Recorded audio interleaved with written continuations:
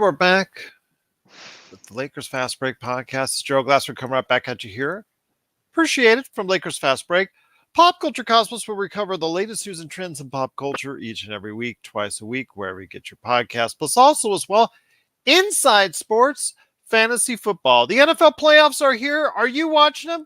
We give you the insight on all the NFL playoff action, starting with later this week with more coverage of the NFL playoffs right there for you at Inside Sports, Fantasy Football. Plus also as well, of course, Game Source. Of course, Joe takes care of you on his new show. Please catch it today. It's called, of course, The Lakers Nightcap with Joe Soro.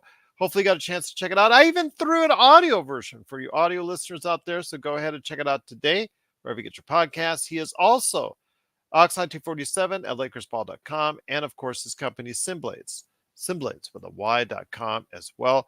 Of course, our good friends Lakerholics, Laker Tom and Jamie Sweet. Go ahead and catch them today at Lakerholics.com. Plus our good friends Daniel Berry, Sports Highlights, who you saw popping in just now. Also as well, of course, support great channels like his and Lakers in 5, Empire Jeff TV, Larry Lakers Dribbling Chit Chat, Lakers Corner, the John McCallion channel. And speaking of great channels you need to support this one right here. Please go ahead and do so by liking, subscribing, and following today. And if you can, it is sincerely appreciated. Well, it is that time of the year. The 15th has now come and gone of January, and that means so many more players are now eligible to be traded. And with all that said and done, the news is hot and heavy. The rumors are out there. The trade machines are a-going. So who are the individuals out there that are looking like they might be traded? And who are really the buyers and sellers? We'll let you know our thoughts on that on today's show. Goodman is here. The guy has been writing for FanSided and also as well hopping on our show and in our chat, the best Lakers chat room that's out there. It is Alfred Ezman. And Alfred, great to have you here, my friend. Great to have you back on the show with the Lakers Fast Break podcast once again. Yeah, Gerald, it's been a hot second. It was the first week of the NBA season when the Magic and Lakers played their 2 games against one another this year. So that was the last time I was on, and that was back way before Thanksgiving. It feels like ages ago. And I mean, we're in the thick of the NBA season. So trades are happening. Everyone's starting to figure out what teams are good, what teams aren't. It's getting really interesting. And as we were midway through January, we know who's for real and who's not. And I don't know. It's been very interesting so far, to say the least, how this NBA year has gone. It has been, but your Orlando Magic have been a surprise. They got off to a really good start and have cooled off as of late, losing 4 of their last 10. They are now 22-18, still in 8th place in the Eastern Conference. Before we get into the trade talk and whether or not they and others are buyers or sellers, how are your impressions of the Orlando Magic so far? We know our story with the Lakers, and I know Jamie and hopefully Sean and hopefully Joe later on tonight on their shows will be able to go ahead and express more about it. But you know the stories going on with the Lakers. They did come off of a great victory, but still a long way to go looking up at everybody else, 10th place in the Western Conference. With Orlando really ahead of the curve for a while. Now they're coming back to the mean, but they are still a team that is above the right side of 500 at this time as we go into the halfway point of the NBA season. Yeah, Orlando, they've kind of, I'm sure everyone remembers back around Thanksgiving and whatnot, how good they were and how hot they were, and they were taking the league by storm. At this point now, as we're in January, they've kind of leveled out a bit, like you said. They're almost, because of the injuries they have to their team right now, fighting to stay above 500, which is not necessarily a bad thing at this point in time. With who's hurt, Franz Wagner being out is tough for them. That's their secondary scorer behind Paolo. Missing him's been tough. They also had, back at the beginning of the month, a West Coast road trip, a 4-gamer, and they had an illness, I believe, go around the team while they were on that road trip. So every night it seemed like a new role player or starter of some kind was out, and it was just a mishmash. The gift that keeps on giving, unfortunately. Yeah, and it was not that fun. And they were able to grind out the last game of that road trip. Paulo had his first career triple-double against the Denver Nuggets. He had 2 free throws that ended up winning the game for them. So at 22 and 18 and at 22 and 18 and 8th in the East, they're sitting pretty good considering where they were a year ago. But again, I think the team knows and the fans of the Magic know, since this team was cracking the top 6 seeds in the East early on in the season, they know they can get there. And hopefully, with health coming back slowly but surely and a good move at the deadline, they'll be able to do that. Once again, it is Alfred Ezman of FanSided. Please go ahead and check out his work today at fansided.com with all the great stuff that he's done for the Buffalo Bills and the Orlando Magic, among others. But he's got some great work out there. Please check it out and please support him today. When you go ahead and check out his articles at FanSided. He's been a great supporter of ours, and I truly appreciate it anytime you're jumping on the chat because I see you late at night sometimes. I know you're on the East Coast and all that, so it's greatly appreciated. As an admirer of the NBA, what we talk about here at the Lakers Fast Break, but when it comes right down to it, there is an NBA trade season now upon us. And just before we went on the air, Shams Charania, a guy who actually bumped into me, as I always tell the story, at the Dollar Loan Center Arena last year in Henderson, as he was busy glad handing around, he just reported that the Pacers and the Toronto Raptors are heavily into talks and discussion about Pascal Siakam. Pascal Siakam's game is somewhere, we talked about it before on the show, a score mentality, can get you some rebounding, but mainly he is there to give you that scoring punch. And for a team like Indiana that doesn't need, well, everybody can use shooting, but doesn't need shooting as much as other teams, Lakers, excuse me, sorry, something caught my throat there. But when it comes down to it, he would probably fit better there than almost anywhere. But your thoughts, the projected, things that they're talking about right now are possibly centering around trade before even assets are being turned around, as far as a possible 3 first-round draft picks involved in this. That's what's been rumored so far. So let's start with Pascal Siakam. Is he a good fit on Indiana? Is this a possibility of, if the trade goes through with certain assets and 3 first-round picks, is that a good number to lie on? And if you don't like it for Indiana, where else do you think he might go? I think it is the best possible move Indiana can make at this point in time. The reason for that is I just think he fits. He fits them. Yes, they need Tyrese Halliburton has had his breakout year this year, and they need another star next to him. And all of a sudden, they become a contender for a top 3 seed in the Eastern Conference. I think Pascal, I was doing notes on this before, and that was one of the moves I had been hearing about. And now that it's kind of coming into fruition, it's kind of funny that I had this down here. But Pascal's averaging, I believe it's around 22 points a game on over 50% from field goal range. So I think his shooting and scoring efficiency is huge with Tyrese Halliburton, a guy who is the NBA leader in assists and who gets the ball to everyone around him. Pascal can cut to the rim. He doesn't have the best 3-point shooting percentage, but he can make the 3 at times. So it just depends on what night you get. But again, having Tyrese Halliburton, I think, can be also really reliable 3-point shooter. I don't necessarily think that's Indiana's problem. I think Indiana's problem is just having another guy with Halliburton to make them take that extra step. Well, if they're going all in on the offense, Pascal Siakam is a great place to start. Yes, it is. And I think, and they're getting away with it thus far. I mean, they're 6th in the East. That's nothing to fret at whatsoever. And they've really kind of found their formula and their player of the future in Tyrese Halliburton. Again, I think it's worth every price that Indiana can give Toronto for him. I think you said it was 3 first rounders, correct? 3 first rounders are being discussed. Obviously, they haven't gotten into player specific, or at least if they have, I'm sure they have.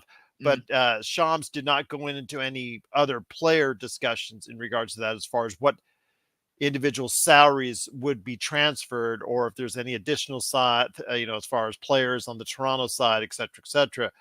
But the 3 first rounders were something that stuck out to me because after the DeJounte Murray trade previously, and then of course the Rudy Gobert trade, these teams have been hesitant to go ahead and throw these first rounders like candy like they once did. So seeing Pascal Siakam, who is still, I don't want to put him at a all-star level anymore. I would probably say he's a very good player, and on a championship team, he would be a really good number 3. Maybe you could say a 2, maybe. It depends if he could, just get you some consistent outside shooting. That's the key for him. You're right. He's a 50%. Going to the basket, he's a beast. His mid-range game is underrated. Obviously, you see it and reflects it on his field goal percentage. If he can get his three-point shooting anywhere near a consistent value at 37 to 40%, watch out, man. You've got yourself a player right there. Yeah, and I think it makes playing Indiana a headache because no matter how good defense you play, I think they're going to score a lot of points. They'll get at least 120 very, very often on a nightly basis. And, you can play, and again, like I said, you can play good defense all you want, but if you're going to have to score 120 to beat this team, and I don't know, again, I think you kind of hinted into it, but that one move right there doesn't necessarily make Indiana this big time title contender. But what I do think it does is that it puts them on a path toward doing so a lot more than they are right now. And if we look at Indiana in the past few years, they've really have not had anything to be happy about as of recent, as far as playoff success and postseason and really anything. So I think it'll create some excitement again in Indiana for a fan base that's pretty hungry. They love basketball in Indiana, and I think that move puts them again. I don't think they're going to win a title now with just Pascal and Tyrese Halliburton by no means, but I think this puts them on a good trajectory towards getting there by developing the other role players they have around those two if this move were to happen. Once again, it is Alfred Ezman. Please check out his work today at FanSided.com. So that being said, my friend, when it comes right down to it, there are a lot of things that still are out there in play in regards to discussions, talks. But obviously, when that 15th came by, that opened up a lot of things as far as the rest of the player, not the rest of the players, but another chunk of players that are now trade eligible. There are still players out there that are not trade eligible. In fact, Anthony Davis, the Lakers, is not trade eligible until February the 8th, trade deadline day. And then Jared Vanderbilt for us is not trade eligible thanks to that wonderful extension. I'm just so happy and thrilled that Rob Pelinka signed him to. And I'm totally being facetious when I say that. He gets us that whopping 4 points a game. Actually, no, 3 points. He's averaging 3 points a game right now. My apologies, I think. But anyways, need I digress on that? When it comes right down to it, trade talks are heating up. And while I'm not sure if anything's going to be pulled off right away, I do know that these teams are on the phone talking to each other as we speak. So let me ask you this. First off, when it comes right down to it, who are some of the trade targets? Before we get into buyers and sellers, who are the trade targets that people are talking about? Who are the big names right now during trade season?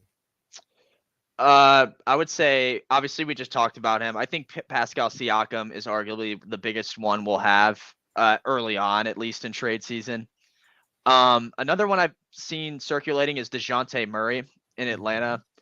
I think what the problem is right now with Atlanta, and this is me hinting into, a seller, spoiler alert, but the problem right now with Atlanta is that they really haven't found any rhythm with pairing him and Trae Young in that backcourt. And I think at this point they're looking to ship him out somewhere, a team that I could see him going to. And I think the best place for him is the Golden State Warriors, at whatever price it may be. The reason for that is I think adding him to that backcourt with Steph, no offense to Klay Thompson, love the guy, really great player as far as the history of the NBA goes. It's been one of the biggest stories. He hasn't been cutting it as well this year. I think adding DeJounte to that backcourt at the shooting guard helps pair Steph up with a guy a lot more he can work with, and almost, a guy who could shoot pretty well too. I think DeJounte Murray, if I look, he's averaging right around Right around 20. right around 20 a game. He's a scorer. And I think, obviously Golden State, I don't know if Golden State's sitting there selling even at that spot they're in the West just because of who they have and the culture that they've built there. So I think pairing him up in the backcourt with Steph is a good option. The concern is that DeJounte sometimes plays points, but I mean, honestly, I don't think that's the biggest deal when you have Steph Curry. I'm going to be Well, quite frank about it. well, that's why he's one of the big trade targets for the Lakers, is because of the fact that he can play both positions, but he's best suited as a point guard, which, on Golden State, you already have one of the best point guards in theory in Steph Curry, even though we know for the fact he's mainly a shooting guard. So it could work there. I mean, Steph almost makes any backcourt whatever alignment that you want to go ahead and choose. It can make it efficient. But we've seen some slippage this year, even from Steph Curry in what level he's normally at. So that could be a possibility. The thing is, though, with Golden State, they are such a small team physically outside, even on the perimeter or even in the backcourt. Their centers, their forwards, they're just a small team by nature. That still doesn't help them with their size issues, but with that expiring contract from Chris Paul, that's a major bargaining chip for them if they decide to use it. I think it helps Atlanta too if that were to happen. Let's say that swap with picks or whatever between the two teams. Just because Atlanta can use a lot more vets. I feel like I know Trae Young is getting to the point where he's been in the league for quite a bit. But I do think having Chris Paul in that backcourt just kind of helps Atlanta reevaluate where they're at as a team. I think, no offense to Chris Paul, but I don't know if he's at the stage anymore where he's going to be able to win a title or have that much pull when it comes to where he wants to go and whatnot. So I think that'll be a good spot for him. And then even you mentioned it too. There is a pretty big size problem in Golden State. The one guy who still needs to develop, but really is the only one that I feel like at times provides size for them is Jonathan Kuminga. Yeah. Really outside of him, I don't. There's not really a whole lot of people there. So but I think they're playing so many games with him, and he recently voiced his displeasure about his way he was being handled by Steve Kerr. I know Steve Kerr and him had a talk, and ever since then he's been more productive and getting more minutes. But even now, he's still coming back. They still can't decide or commit to him starting or coming off the bench. Right now, he's coming off the bench with the return of Draymond. So he might also be on the books as well as someone who might be of interest for people out there. Yeah, he's a very interesting one. Obviously the drama that's been around him really most of his career just creates concern with a lot of teams, but there's teams that could use an energy guy and a guy who sits down and plays good defense for what it's worth and a veteran. If there's a team out there that needs that, I think he definitely is a name you can get. And I don't know what Golden State would want for him, but I think it just depends on whether or not they're fed up or if they're just, kind of being stingy with him still. But I think if there's a team out there that wants a guy that sits down, plays good defense, and, brings that kind of energy, they can go out and get him too. Golden State's interesting. That I think that I mark them down too. They're just, to me, they're a team where, again, it seems like if they were a team with any other name in the NBA where they're at, you would say sell. But since they're the Golden State Warriors and they still have Steph Curry, it's almost like, are they really though? Or are they looking just to kind of build towards at least fighting for, play in at this point in time? So it's very interesting. I do also would like to mention and talk about, you said DeJounte to the Lakers, and I think that's a very good option. I got a question for you. Do you think they're going to ship D'Lo out of there? Is that the plan or? Well, I know if I'm Atlanta, and I always say this from Atlanta, I always say when I talk about trades, I don't like to do it as much as Laker Tom and some others here on this channel, which I know you're now familiar with, in being initiated to the Lakers Fast Break talk that we do, because Laker Tom, he'd trade you and I and put us out there on a trade proposal for a bag of chips if he could, if that got views and articles. But when it comes right down to it, I'd go ahead and when I think of these trade proposals, I always try to think of it from what does the other GM for the other team, what would they ask for? So the first thing, if Lakers Rob Pelinka calls the Atlanta GM on the phone, the first thing the Atlanta GM is going to ask for is not D'Angelo Russell. He's going to ask for Austin Reeves. That's the first name he's going to ask for. And it all depends on how much you in love you are and how much of a man crush you have on Austin Reeves. Do you think he is a vital key going forward for the Lakers? Or do you think with his flaws, it's something where he only has so far of a ceiling that you might want to go ahead and sell high at this point in time, so to speak. So you have to look at it from that standpoint. But I know the Lakers would offer D'Angelo, but whether or not ultimately he would be the lead chip on that, him, Rui Hashimura. I've talked about trying to see if we could work a deal where the numbers would work for DeJounte Murray and Clint Capella or Bogdan Bogdanovic. Unfortunately, I think we cannot get all three. I think the numbers, it's over $50 million for all three of those players. The numbers just statistically for the Lakers, they just don't have a large chip like Golden State does to go ahead and get that done that way. They just would have to put out too many players, I think, in order to get all three, but they could easily get a package. And I've been talking about DeJounte Murray before DeJounte Murray's name was really out there as a trade target. I just see him as a guy who he checks some of the boxes more so than a Zach LaVine and some others for me. I just think I'm not in love with Zach LaVine, but I know he's still a hot trade target for the Lakers because just who he is, where he comes from, and what he might do as far as the scoring punch as well. But I'd probably say for DeJounte Murray, it is something where I would package him in a deal with Capella, most likely, because they would want to get rid of that extra year on the contract. The first thing they would ask for is Austin Reeves, but ultimately I probably think they would trade D'Angelo Russell. Yeah, I would think so too. And I think D'Angelo Russell, I think you could get a lot of offers, not only from Atlanta, from other teams for him. I mean, I still think he shoots the ball from three pretty well. He's at 40% this year on that. I believe it's right around 48% from the field, if I'm correct, for Yes. D'Lo. Yes. And at 15 points per game, it's not a ton of scoring or anything like that. He can't carry your scoring load, but he's going to, I feel like he can fit into a starting rotation and be a facilitator, almost, to help the other scorers on the wings and anyone else in the rotation with him. So he's a good option for definitely some other teams out there if I sat and thought about it. You actually, so you brought up LaVine, and I think that's interesting because the Chicago Bulls have been playing relatively decent basketball as of late. So I don't know what their thoughts are. I believe they're 4 spots back from the Magic, who are in 8th and 9th in the play-in. Yes. So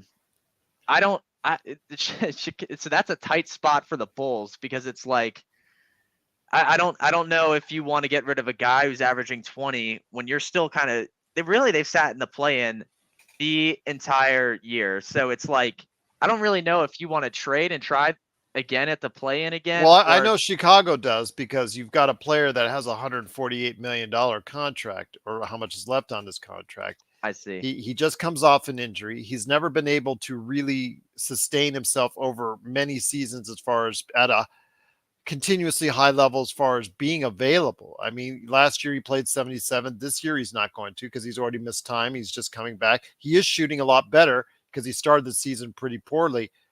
He was really a high volume 20-point scorer, but he was really shooting poorly from three. But now he's shooting a lot better from three. He still can't play defense to save his life, as you see that and reflected as far as the scores right there and his defensive rating. But I think when it comes right down to it, you get a guy that's 28 with a history of injuries, not being consistent out there on the defensive end. And yes, he does give you that scoring punch, which I know that Joe Soro on our show has mentioned repeatedly that the Lakers need. But I'm just worried that this could be another Russell Westbrook trade haunting us if we go that far. Now, if they start packaging stuff with it, like Patrick Williams, or they start bundling a pick with LaVine in order for us to go ahead and take on that money, then the tone and tenor of my willingness to take on that trade changes. But if you're asking us to give a substantial amount for Zach LaVine, I'm sorry, I'm not buying in on that one. Yeah, so that kind of changes the outlook then on it a little if it's that much money. I do think if Chicago is really willing, and again, I think if Chicago wants to, I don't really think they'll expand beyond the play-in anytime soon in the near future. So if they really want to kind of sit and build around some younger people like Kobe White, who I think has some promising games every now and then get rid of some of the other guys they have on their team. You mentioned LaVine, the one that really sticks out to me, and it's sad for me to say, but Nikola Vucevic is the one that sticks out to me. There's a lot of Chicago people not happy with the way he's been playing down low at center. And Especially when so, Andre Drummond, resurrects himself in his absence, and now it has everybody here. Lakers, let's bring back Andre Drummond. Let's bring back Andre Drummond. Hey, didn't work the first time. Let's go ahead and try it again. I'm like, my gosh, can't we be a little bit more creative than that? But right now, you're right. When it comes to Vucevic, he has not achieved his usual numbers, especially from the outside, where he's supposed to be that stretch five that can rebound, that can give you that type of scoring punch as well. But he's not lived up to his contract that he signed, and it's kind of funny how that works out as far as players signing big contract, not meeting up to those expectations. yeah, I mean, he could still rebound pretty well, like he has been his whole career. But again, at the 3-point shooting this year, I just looked 24% on the year. It's at not anything special whatsoever. And for, a guy who, like you said, when it comes to him versus Draymond Green, there's a lot of impressed people with how Andre Drummond, excuse me, wrong name, with how Drummond came in and played. I think, there was a lot of people who were saying it should be, we really should take a look at this moving forward. So Chicago definitely, I think they're going to be overall an active team when it comes to what they want to do, because I still think if they continue to play like they have been throughout the remainder of January, they may be able to push to a play-in. Won't be anything crazy. I don't think they'll even get out of the play-in. But if they want to do that, I don't know if they'll really make any moves. But again, with how LaVine's contract is set up and his injuries and Vucevic's pretty subpar shooting from long range, I don't really know if they want to sit and stick with that in the long run. Because again, I don't really think they'll really push beyond the play-in with who they have right now, and so it might be getting close to rebuild time in the Windy City. So I ask you this, my friend, and once again, I'm on with Alfred Ezman. Please go ahead and check out the great work he's doing today at FanSided.com. When it comes right down to it, it is again that trade season. I don't want to say that we've really established right now who are the teams to compete in both conferences, because we've seen teams slide before, starting in January or February, and they start to slide off in some cases. So I ask you this, at this point, from what you see, who are the buyers and sellers in the NBA trade market? Let's start off with who are the sellers, because that seems to always be a smaller list than who the buyers truly are. So I'll start with the team we haven't talked about yet, who's a seller. It's going to be the Washington Wizards. They really, this year, the Jordan Poole experiment is what I call it, has not worked at all. If I had to put it frankly, and they really just don't. They're barely kind of keeping pace above Detroit, who has been a dumpster fire this season. I don't see them doing anything but giving up their assets for guys for reevaluation for their next season. So the guys I think they're going to look to ship out. Tyus Jones has been a big name when it comes to the point guard department. I think he could be shipped somewhere. Kyle Kuzma's another one. They'd look to get him out of there. If someone wants, I don't really know. I think what they'll stick with is Poole, and I think they're just going to look for draft capital. To be honest, I think they're just going to want to build up, get a lot of picks, just have a lot of options going forward, get a lot of people in and out of that team to see what they have. And I don't know if people were expecting, a rebuild with this team this season. I was expecting maybe competitive, not anything crazy, but maybe competitive with a playing spot with them getting Poole and the guys that are around him. But it's just not worked like I would have thought. So I do think the two main guys who are getting shipped out for them are Tyus Jones and Kyle Kuzma. There's also, I've seen this too on Twitter. It's not that popular, but Gafford is another name. I think you got to stick with Gafford if you're Washington. I think that's the one guy you hold on to right now just because he's a very good, he's been shown to be a very good rebounder and shot blocker, and has on occasion some decent scoring nights. So I think that's the one guy they keep. I don't know how much I would look into them trading him, but Washington most certainly is a seller at the deadline. The other, I guess, again, I alluded to it with DeJounte when we talked about him a little bit ago, but the Atlanta Hawks also, I think it's safe to say at this point, the Trae Young, DeJounte backcourt experiment has not worked there. The last 2 years before this, first round exits each time. And when you get to that stage where your first round exits 2 years in a row, it's kind of like, I don't know how much further you're going to go than that with what you have, really. And thus far, they're outside of the play-in, and they honestly just don't play good basketball. They make an argument, in my opinion, to be one of the worst teams on defense in the NBA. So I think they'll ship out DeJounte as well as Clint Capella, who I think we went over a little, but is another pretty big name for people in the deadline. I do have a team in mind for him when we get to the buyers at some point, but they're the other team that's selling. And then this is a tough one because I think they're in a really tricky spot. Toronto is the other one. Again, with Pascal, we talked about it. They had that big RJ Barrett quickly trade back with New York a little bit ago, sending OG to the Knicks. I like the move really for Toronto because what it does is they hit the reset button, but not really I don't know if it's necessarily a rebuild button, if you know what I'm saying. I think what they're doing is they're getting newer blood into the team to kind of figure out what they're doing and where they're at. And really, whenever or whoever they trade Pascal to, when I think it's going to happen, and when it does, I'm interested to see who they get, because when that happens, I think we'll be able to tell if they're going to, really kind of maybe even make a play-in push this year, or not make the play-in and just say, look, we'll be in the lottery. We're going to try to land a big splash with this next guy coming in. And, we'll have role players around this big guy we get, later in the lottery that we can build around. So again, with Toronto, I think they're sellers, but I don't know if it's a rebuild selling job as much as it is a reset and reconfigure selling job with them. So those are my sellers: Hawks, Raptors, and Wizards. I've got one for you that you didn't mention, and that was mentioned in our chat. Was a great suggestion by Jay. The Brooklyn Nets.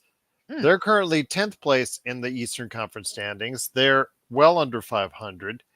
Doesn't look like it's going to be a great season. And they do have a lot of veterans on that team that could be moved with relatively little ease on that concern. And yeah, I know that Brooklyn has some draft picks, that they haven't give away, that they've actually also obtained as well. But yeah, they could be a definite seller come the trade deadline as well. Yeah, they have the picks that they do have. I think they're the Suns picks originally, right? Yes. Mm-hmm. Yes. So they have those, but again, I agree with you. I mean, I think it's been a very off year in Brooklyn. But then they gave, I think in the original James Harden trade, I think they lost a few of those first rounders as well. So okay. Just to recoup what they gained. Yeah, I think they're break even right around thereabouts on their draft choices right now. Right. So yeah, they're like the Wizards in the sense that they might look for capital as well then, because they're really scarce on picks now that I hear that. You got and then you got Ben Simmons that's still sitting on there, and you don't know his status going forward, but you got you got solid players out there. Lonnie Walker IV did start the season well, but we don't know his injury status, if he's going to be able to be consistent for you still going forward. But there's Dorian Finney-Smith. I know there's other players on the team a lot of people are looking at. Even if you're willing to go ahead and say Cam Thomas, who's really been a high score for them. If you're really ready to go ahead and say he's not going to be a long-term fit for us, maybe you look at trading that young asset as well. Yeah, I think so. The two with them, you mentioned, I was going to mention him too, Lonnie Walker. I love his shooting ability. I think he's very good at the long range shot. Again, he's going to be a role player that's good for, a lot of things, but pretty much that's what he'll be mainly brought off of a bench for. So that's what they can look for. And again, that's a guy I think a lot of teams can just say, hey, Brooklyn, how about Lonnie Walker for this draft pick and this draft pick? Yeah, we'll do that. We need draft picks. So that's a good, nice trade they can do. And Cam Thomas, too. I think Cam Thomas has shown very good flashes of being a scorer that he can be. His shooting is a little down efficiency wise and percent wise. I just saw it was 35% from for field goals and then 28 for threes. Mm-hmm. But he does at times. I agree with you. He does score a good bit, and I think if there are teams out there, a good option could be maybe if Toronto's willing for some of their picks. I don't know if they'll want to do their high end ones because like I said about the lottery, they'll want that pick to try to make a big splash. But some of their future picks down the road, if they want to do that and get a Cam Thomas to come in to kind of be paired up with quickly RJ and those other guards that can score. I like RJ. He can score a good bit. I think that's could be a good, decent place for Thomas. Again, I kind of called him out on his shooting. Cam Thomas is still a great scorer. I think he can get a good, decent amount of offers for him. But he's a one-dimensional player. Let's just put it Yes. right down to it. He's not a really super efficient player, especially from behind the arc, but he can fill it up. And that's the one thing he can do. And ultimately, whether you decide whether he's a starter or a six-man type coming off the bench, I still think that's yet to be determined, but definitely something that we can look into. Also here today, good man indeed, who popped in as far as his thoughts on the NBA trade deadline talk, is a good friend indeed. It is LakerNic, and LakerNic, great to have you here, my friend. What are your thoughts on the NBA trade talk with me and Alfred Ezman of FanSided? Hey, Gerald. Thanks for hosting. And Alfred, it's great to have you back on the LFB. Just as a recap, and I'm sure you've probably touched on this, Alfred, but I'd love to pick your brain on what do you think are some realistic moves the Lakers could make in the coming weeks. Obviously, the trade deadline is on, I think, February 8th. So I would love to get your thoughts, especially for us that are a little late to the conversation. Yeah. So obviously we talked about it earlier, but I'll dive right back into it again. I think a real good thing that LA could do if they were able to get Reeves out, I think that's probably a good option for them. That's what they might do because again, the defense is a concern. I think it is a really bad concern. You see it all the time.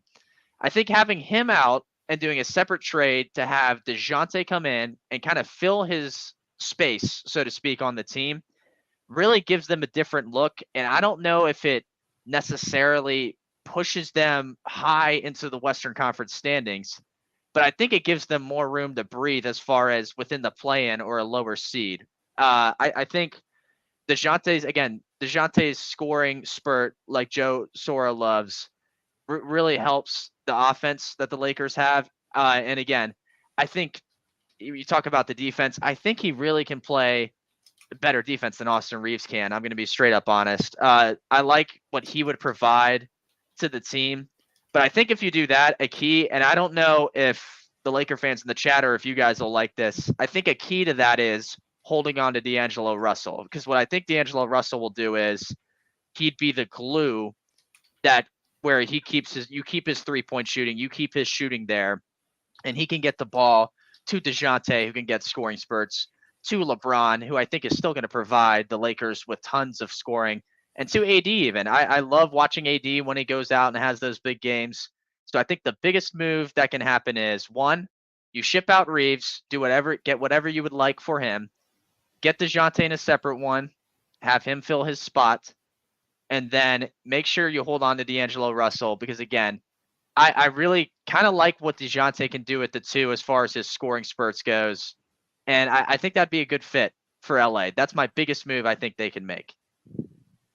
Yeah, no, thanks, Alfred. And actually, outside of the Lakers, again, you might have touched on this, but what do you see as some of the bigger moves or some of the bigger names getting shipped out in the coming weeks? I know that I think there was a rumor out today saying that there's a potential trade package of Pascal Siakam being sent over to the Indiana Pacers. I'm not sure how viable that may be, but what bigger names do you actually see as very real possibilities getting moved at the trade deadline? So some other big names I could see. I don't know if you guys. It's a big name because of last NBA season. A name I've seen thrown into that Pascal trade. I don't know if Indiana would be willing to do it just because of how short he's been there. But Bruce Brown is the big name, and I say because of last year because of how he did for Denver. I'm not overly sure if he became trade eligible, but I'm assuming he did just because I saw that on Twitter thrown out in the rumors with Pascal. And I think that'd be interesting just in the sense of where he's going to Toronto. Because again, I think Toronto is under the magnifying glass this deadline, and getting a guy like Brown in there really helps, I think, glue the other guys together like RJ and Quickly, who can score in spurts. Brown can get the ball to them. I like Bruce Brown's ability, his passing ability and whatnot. We saw that in the playoffs last year with Denver, getting the ball to guys like Jokic and really being the in-between guy for Jokic and Murray and that connection that they have. So I don't know, LakerNic, I don't know if that's a huge name. Again, it's Bruce Brown, but I think it becomes a huge name in the sense of where he's going. Does that make sense? No, no, no. Yeah, no, absolutely, it does, Alfred. Actually, another name that I was just curious about. I don't. Again, I'm not sure if you've discussed them already, but there has been some, I guess, just some fodder about him. It's Kyle Kuzma. Do you see a market for him this trend deadline? What about him? I do. I do because I love Kyle Kuzma. I think when he moves downhill toward the rim, and when I watch the Wizards play, and he's moving downhill toward the rim with the ball, he is a very hard man to stop. Just because of his size and how he just imposes his will, getting to the basket and scoring. I think there's a huge market for him. I think if there's a team that struggles with points in the paint out there, and a team that needs a guy that can move downhill and really score at high rates. And I think you can also group Kyle Kuzma into a scoring spurt category where he'll give you spurts like that. I think there's definitely a market out there for him. I think the Wizards could get smaller player pieces for him, or I think the Wizards' biggest need right now, in my opinion, just because of where they're at, is draft capital and their ability to get picks and to try to find that guy in upcoming drafts to help them out and be the centerpiece for whoever else they're going to keep at the end of this deadline. So there is a market for Kuzma strictly because he can score at will when he's moving down toward the rim. And I don't think there's a lot of defenders down low or even just in general in the NBA that can stop it. Yeah, and actually, just one last question, Alfred. I'm loving the conversation. The crowd is as well. What I guess what you were just talking about with the Wizards and Washington. Do you see like a team going like full throttle with a blow up in the deadline? Actually moving a lot of pieces, whether that might be, I don't know, Chicago, for example, or obviously Toronto. People are saying that that's not necessarily a blow up, but more or less a reset of sorts. Do you see teams actually, going full throttle on a blowout this coming trade deadline? Yeah, I think you mentioned my two biggest picks probably, which is either Washington or Chicago. I think Washington's definitely more likely just from the standpoint that they're not competitive at all right now in the NBA. But Chicago, if they really feel the vibe of, we're stuck in this play-in cycle and we're not really going to get out of it with what we have. Levine's expensive. He's hurt. Nikola Vucevic has not shot the ball well from deep. Those are two guys right off the rip who we're going to be able to trade somewhere, wherever it may be, for whether it's draft picks, other pieces that they need on their team. They'll do that. The reason, though, that I think it's less likely with them is just because they're playing a little bit better. They're in the play-in in the East, and they've kind of been stuck there all year. So I don't. It's not like they haven't been in the play-in that much.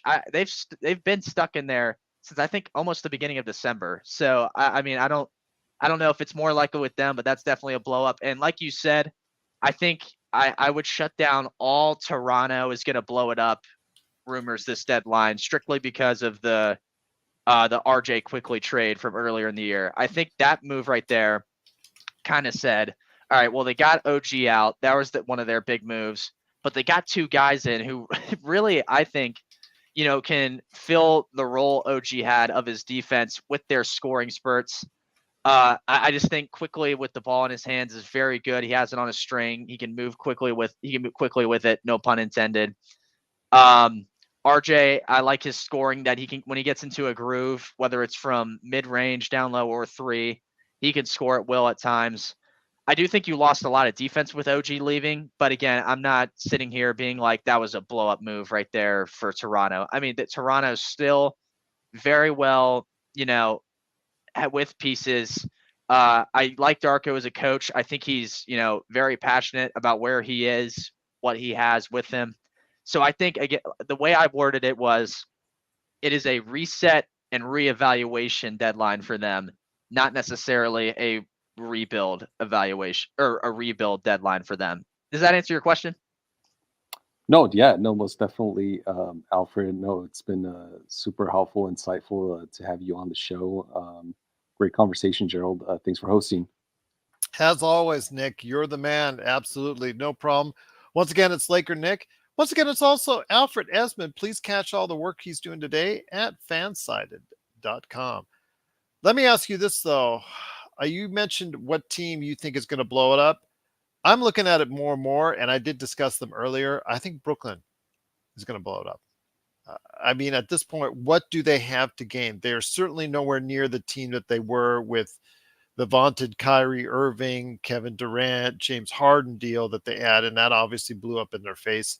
I see the assets they have now, and whether it's Dorian Finney-Smith or whoever you have throughout there, I just don't see anyone on that team.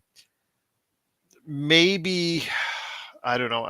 It just seems to me outside of Bridges, anyone else that you really need or want to build around. So that means you could have a lot of floating assets out there that people or that other teams would be interested in.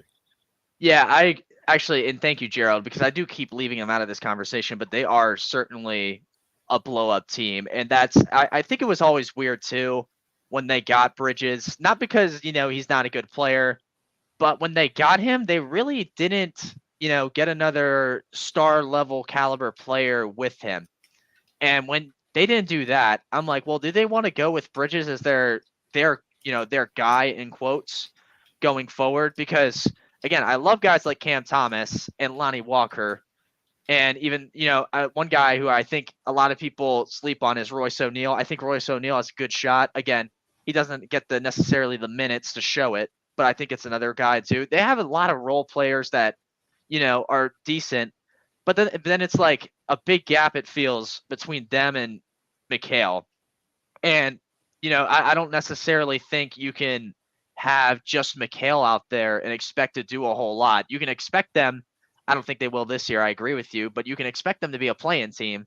But I don't see them going anything beyond that with just Bridges and what they have. So yes, I do think once they ship guys like the two names we mentioned, and the two I think pretty likely ones they'll ship are Cam Thomas and Lonnie Walker. I think once they ship them out, it'll all of a sudden become okay. So we'll have to see what they do, but I think it might be time to blow it up in Brooklyn.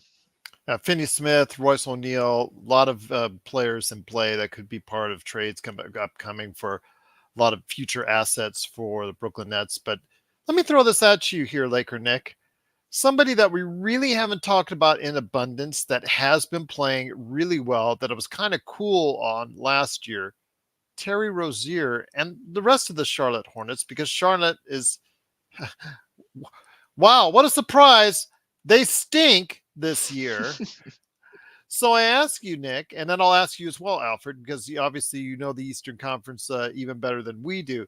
When it comes right down to it, Nick, though, how does Terry Rozier appear to you? Because he has been playing really well as of late. Yeah, Gerald. Well, two observations, and it's mainly two concerns that I have with Terry Rozier. One, I'm always suspicious of very small guards, and he's a very small guard. So that's my first concern. My second concern is just playing off of what you just mentioned, Gerald, about the Charlotte Hornets. They're an awful team. They're not a good team. And how many times have we been duped that a player is excelling on a poor team and then their value goes up, but then they go to a better team and they're not able to perform at or near that same level? So, in other words, in a poor team, you're going to have players that look good statistically. I'm not saying that Rozier is a bad player or any of that nature. I'm not. I'm just saying that I have those two concerns with him. He wouldn't be my first choice for a trade target. I would much rather go for someone like Alfred was mentioning, DeJounte Murray, something along those lines where we get more size, more defense, possibly better ball handling, that type of thing. So Terry wouldn't be my first choice, Gerald. Okay, fair enough. I'm just wanted to make sure because he has been scoring really well, averaging 23 points a game. He's been shooting, I don't want to say lights out, but he's been shooting very well from behind the arc. His playmaking skills, you could love him or hate him, but he has proved that he can be a more than serviceable veteran on a team. And I think his name's going to be out there, Alfred. It depends on how much you're willing to go ahead and pay for his services. Yeah, I think so too. That's like the one kind of, I guess, good thing thus far that's come out of Charlotte this year has been his play. They're definitely, I mean, if they're on any line, I haven't really looked into them as much this trade deadline, but if they're on any side of the spectrum, it's most certainly the seller one because again, I talked about Washington. Charlotte is in that same exact boat that they're in as far as where they're at as a team. Nick, I do like what you said though. I think the size is a bit of an issue. But I think if there are teams that are willing to explore what he's about, a team I think that could use him a lot and use his shooting is the Orlando Magic. I think, we need a good point guard that can fit the role Markelle had. The reason why I'm on that is Markelle Fultz, again, injury. He has a contract coming up, an expiring one that's $17 million. I don't know if they're going to be willing to pay that when they have Anthony Black, who's looking to develop, and they could get another guard with some draft picks who he can marinate and develop underneath. I think Terry Rozier can do that. Now, whether or not they want him to run the point is the question, especially when they got Cole Anthony. But rotation-wise, I think Terry Rozier in some type of way could fit into the Magic spot. So I think he's a possible one that could come out of Charlotte. The Magic were the first team just because I follow them and write about them. They're the first team that came to mind when it came to guards for me. But there are certainly others out there who could look into him. Another player who I think creates some interest in Charlotte's Gordon Hayward, who I think, still kind of produces a good bit as a role guy. I mean, I'm looking at him right now, 14 and a half a game, 54 total shooting percentage, 40, right around 47 from the field, and he's in the high 30s in three-pointers. So it's nothing crazy, and it's nothing I'm like exactly freaking out about, but that's another name I'd throw in as far as a guy who could go to a team who just sets up and is just there for the role of it. He's obviously not going to be your number one scoring option. He's obviously not going to be your number two. He maybe cracks your number three, but I mean, it's another guy I think who we should throw out there from Charlotte, the two being Rozier and Hayward. Okay. What about what about Mark Williams, who's been a name that's also, or Nick Richards, I'd say would probably be because Mark Williams looks like he's going to be a keeper there for Charlotte for at least a little while, but Nick Richards is a name as the backup who's been very efficient coming off the bench for them in Charlotte. Yeah, he's definitely the one. Just real quick, I think if there's anyone in Charlotte, obviously besides like LaMelo Ball that they hold on to, it's Mark Williams. Just because I think Mark Williams has looked like a promising young underrated center as far as the league goes. He's a productive scorer, rebounds pretty well. What more can you ask out of a center that starts like that? But Nick Richards is interesting. Very, very efficient scoring the ball. And again, people will say it's not hard for these centers. They're standing right by the rim the whole time, but above 53% his last three games, 67% for field goals on the season. That's pretty dang good. And I mean, he's averaging 24 minutes a game too while doing this. So he's a guy who could score a good bit. The rebound numbers are okay right now, but again, he's pretty young. Those can go up. I think he's an interesting one. I think if there's a team out there, a selling team, like a Washington or an Atlanta who would ship out Capella, I think sending Nick Richards to Atlanta could be an option for him to develop and flourish if Atlanta decides to go the rebound route. Another one too, because of Andre Drummond's age, Chicago. I mean, why not put Nick Richards in Chicago for a team that, like LakerNic was saying, if they decide to blow up, he could be the one that they look for centers, because obviously why I mentioned that is because they'd ship out Vucevic due to how much he's paid for and how little he's producing from three. So the two teams I could see Nick Richards going to is Atlanta and Chicago, strictly because they're gonna if they do moves, they'll ship these centers out, and there'll be a hole to fix, at least in some type of way, for both of them. Once again, it is Alfred Ezman. Please go ahead and check out his great work today at FanSided.com. LakerNic, want to stay with me, my friend, because I'm going to bring on Jamie Sweet, where we'll talk the Lakers starting lineups here in just a second. If you don't mind, Nick, how about that? Yeah, no, yeah, Gerald. I had one more question for Alfred if he's Sure. still around for Alfred. And again, you might have touched on this earlier before I joined, but in terms of some of the big dogs in the league, and by big dogs I mean the teams that are actually doing well in the standings, like the Celtics, Bucks, the Wolves, Thunder, Nuggets.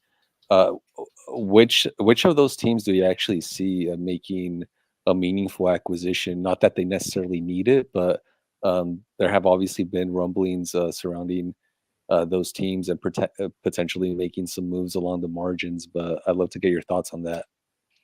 Yeah, so a team, I'll go to the Western Conference, a team that isn't like as high right now as, not that anyone is, but isn't as high right now as Minnesota and Oklahoma City, that I think could make a big acquisition, is the Sacramento Kings, who I believe they're fifth right now in the standings, somewhere right around there. They're kind of on the tail of the Clippers. Yes, because I think they're on the tail of the Clippers, who are in fourth. And the move I think they make right now is a center.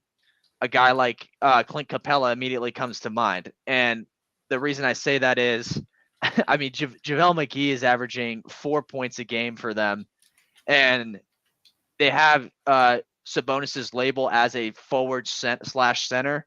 But if I'm being honest, Sabonis is a lot more efficient when he is in the post at the mid-range level, either working his way inside at the rim or toward the rim, or shooting and scoring from mid-range in and of itself. He's not the true, get boards, get a lot of blocks type center that a guy like McGee is. But then you look at McGee, and I don't think he's really cutting it as, the biggest, brightest center Sacramento could have. So if you send a guy like Capella there, you get a guy that could block a lot of shots, that sits down and it plays really, really good defense.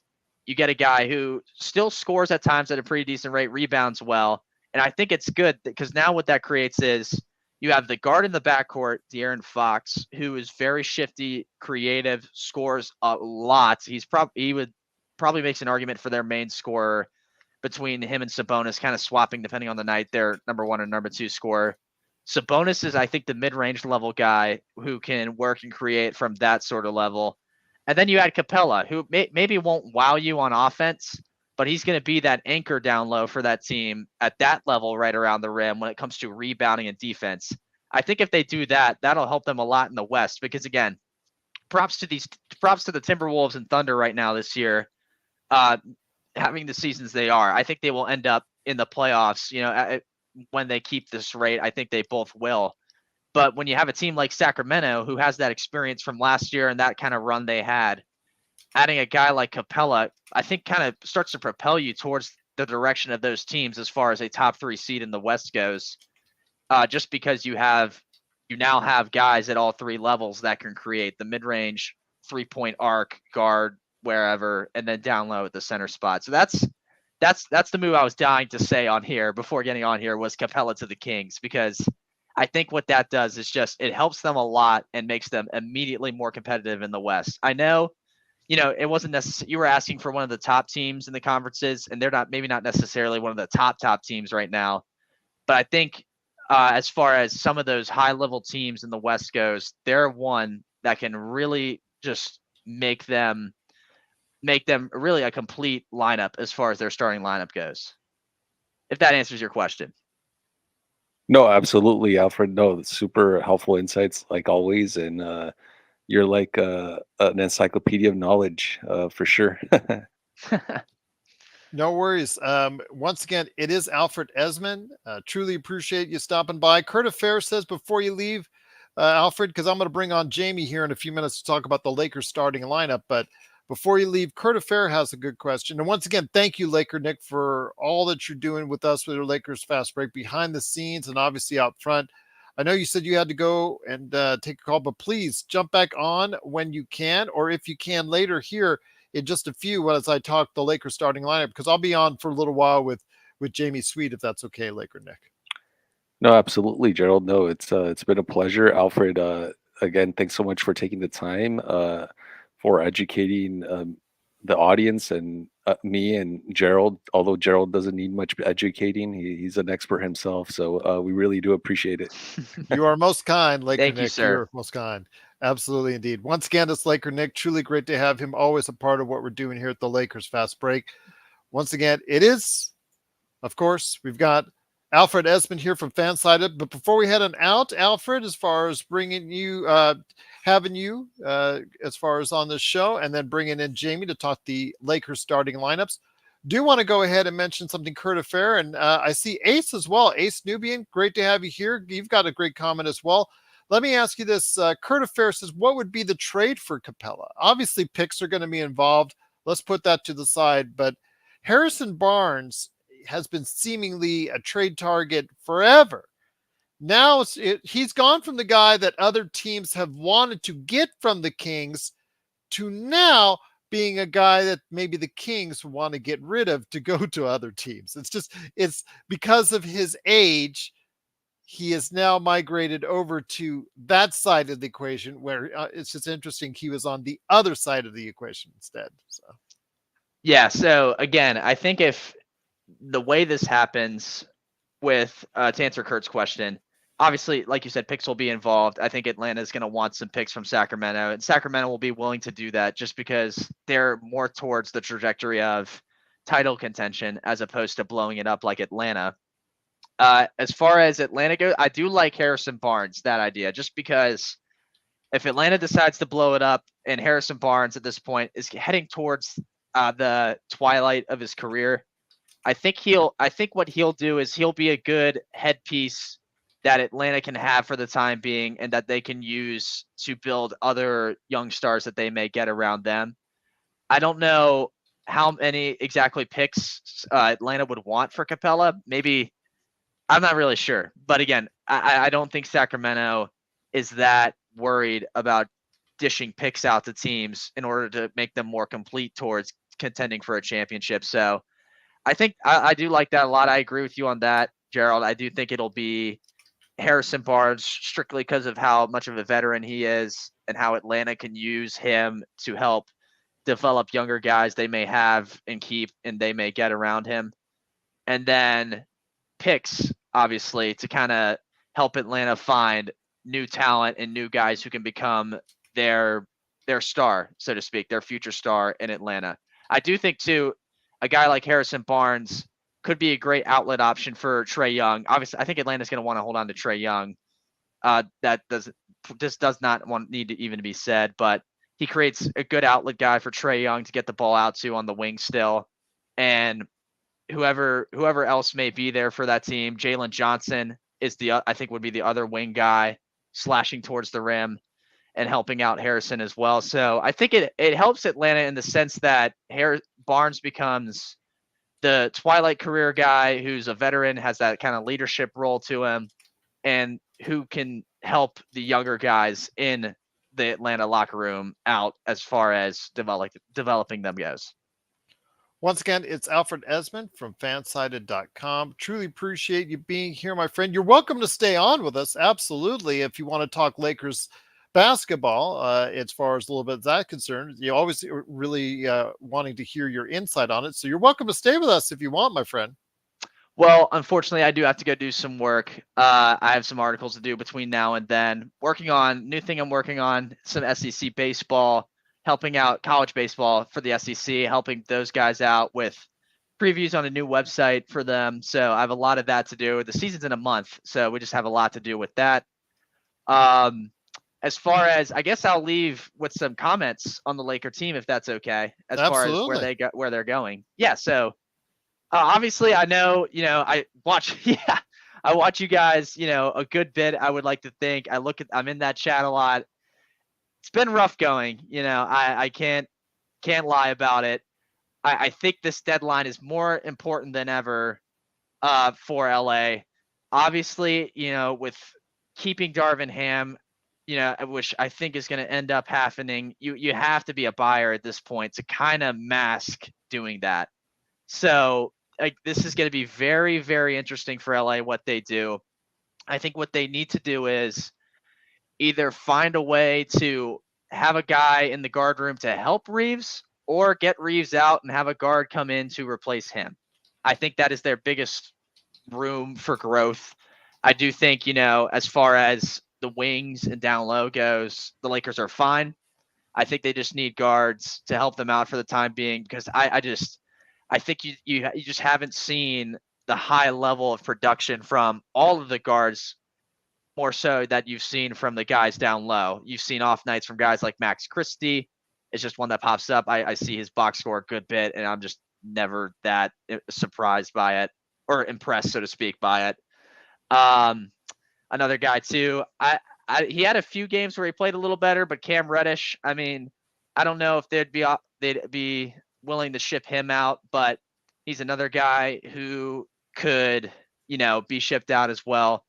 One guy I do like for the Lakers, I've liked him since he's been in college, Jalen Hood-Schifino. I think if he is able to get more minutes and he has some time to develop, it's a guy they could go with. Again, if they're looking to compete, I don't know if you do that right now, but as far as the season goes on, if you're looking to get him some more minutes, maybe have him come off the bench, you could do that. But I think what they need to do is find ways to improve that guard room, whether that's, getting Reeves out, getting a guard in to help Reeves and help be a supporter for Reeves as far as, filling in for some of his minutes, or like I said before, getting Reeves out and then getting a guard to come in to fill his spot. So the Lakers, I think, are fine. No reason to freak out yet, but what they need to do to kind of work their way higher into the play-in is get guards in there to help that team out a good bit.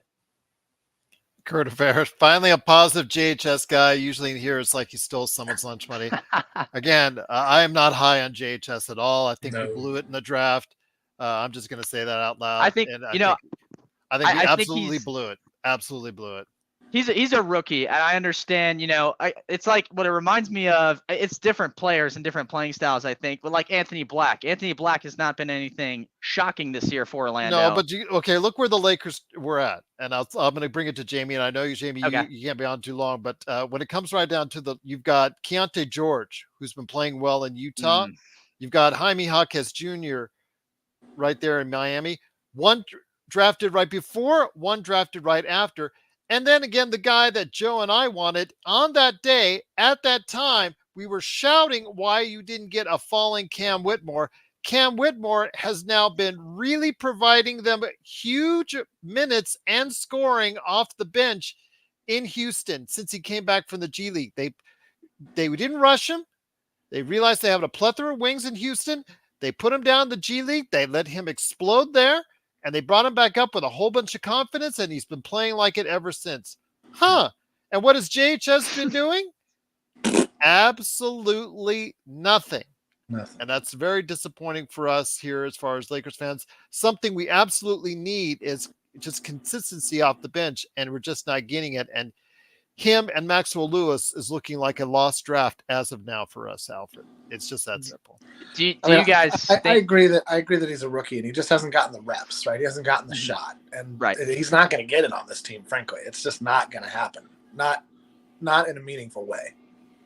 And JHASJ, yes, he did 20 points in his first game with the South Bay Lakers. So hopefully he may find his confidence there. But yeah, there's a lot of work to do right there for JHS. So is he right now in South Bay? Back That's and where he is. forth. They're popping him Okay. back and forth. And he's been hurt a lot. He was hurt during camp and he's been hurt during the season.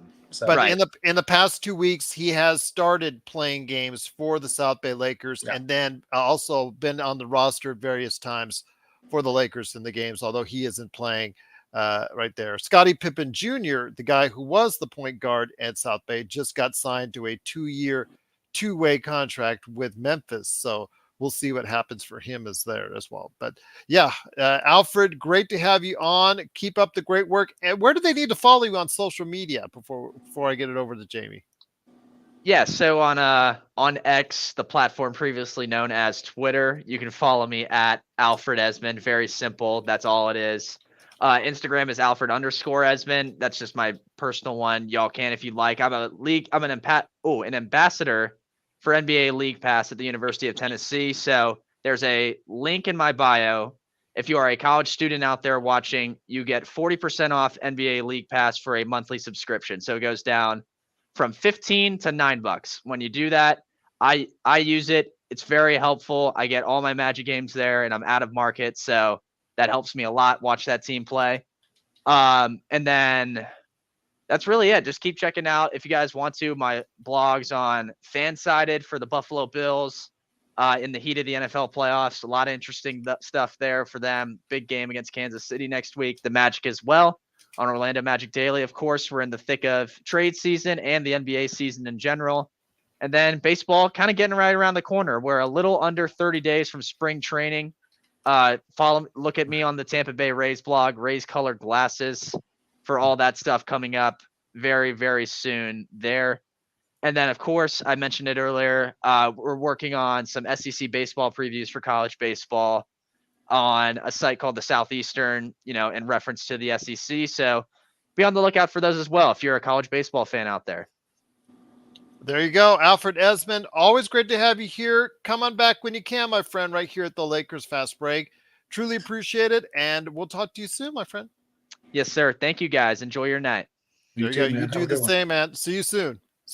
Alfred Ezman, a great part of what we do here at the Lakers Fast Break, but also a guy that's here who bailed out on me this past weekend along with Laker Tom. It is the guy known as Yami Swoot, also Admiral Akbar. There you go. Lakerholics.com. Jamie Sweet, Mr. Five Things himself. Jamie, great to have you here. The reason why I want to bring you on is the Lakers, after the game against Oklahoma City, Darvin Ham said the starting lineup that he was out there for the OKC game, which was D'Lo, Austin Reeves, Taurean Prince, of course, LeBron and AD. That was the starting lineup that started the season. Yep. He is now going back to it and says he's going to see it play out in that fashion for the foreseeable future. So your thoughts, my friend, on this new old starting lineup, which is now the talk of the Lakers world right now. Is this the starting lineup that is going to happen for us going forward? I just dropped a $5 on this today on the blog of the new old, new again starting five. I still don't think Taurean Prince needs to be in it. I'd still rather see one of Cam or Vando in there over Prince, but Vando's probably not going to get that shot yet, and Cam's out. So it's not surprising that he went with Prince. Prince has mostly been healthy all season long, been there since camp. I get it. What I did think was surprising was that Rui, again, still played about 20 minutes. I don't know what this guy's got to do. He was shooting lights out. He and Christian Wood both were scoring the ball. Gets subbed out for Prince, and the game gets a lot closer at the end because Prince can't make a shot and isn't a great defender. I mean, he holds his own, but he's like Troy Brown Jr., he tries real hard, but he just doesn't have enough height, speed, strength, weight to bang or keep up, or so he always looks about a half step off when it comes to his defense, and that's not for lack of effort. It's just how it's how he is. So I give it till the trading deadline. I do expect the Lakers to make some kind of move, and so whatever move that is should impact the starting lineup, one would hope. If not, then it really just kind of feels like a lateral move at this point, and you might have to ask, like, if we included a draft pick, why we made it, because we don't have a lot of draft picks to spare at this point. We got one.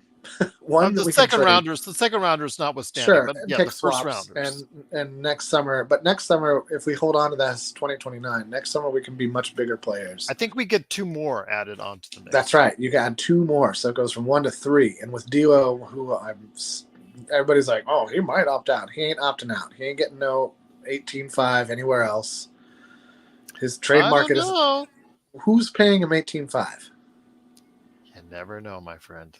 I mean, sure, I guess, but like, if he's smart, he'll take the guaranteed money and not test the market. Because you saw what happened to guys like Wood. You saw what happened to guys you see what happens to guys who don't, Schroeder. You got to earn that big money back again on vet minimum deals. And so if he's smart, he just picks that option right up, unless he has averages 30 points a game and takes us to the NBA finals. Okay, sure. Now you roll the dice. But as it stands, he's going to be on a team that's, at this point, outside of the play-in, not a starter, lost his starting job to, arguably a worse point guard in Reeves. I'm not saying a worse basketball player, but a worse point guard. So I don't see where this new money's coming from. You know what I mean? Like, he's not playing his way into a deal. So it's curious to me, the thinking that anybody thinks he's not picking up that player option, because I just don't see where a better deal's coming from. I get it that somebody could say, like, okay, here's 15 for 3 years. Maybe the extra years, the extra security is enough to make somebody reconsider.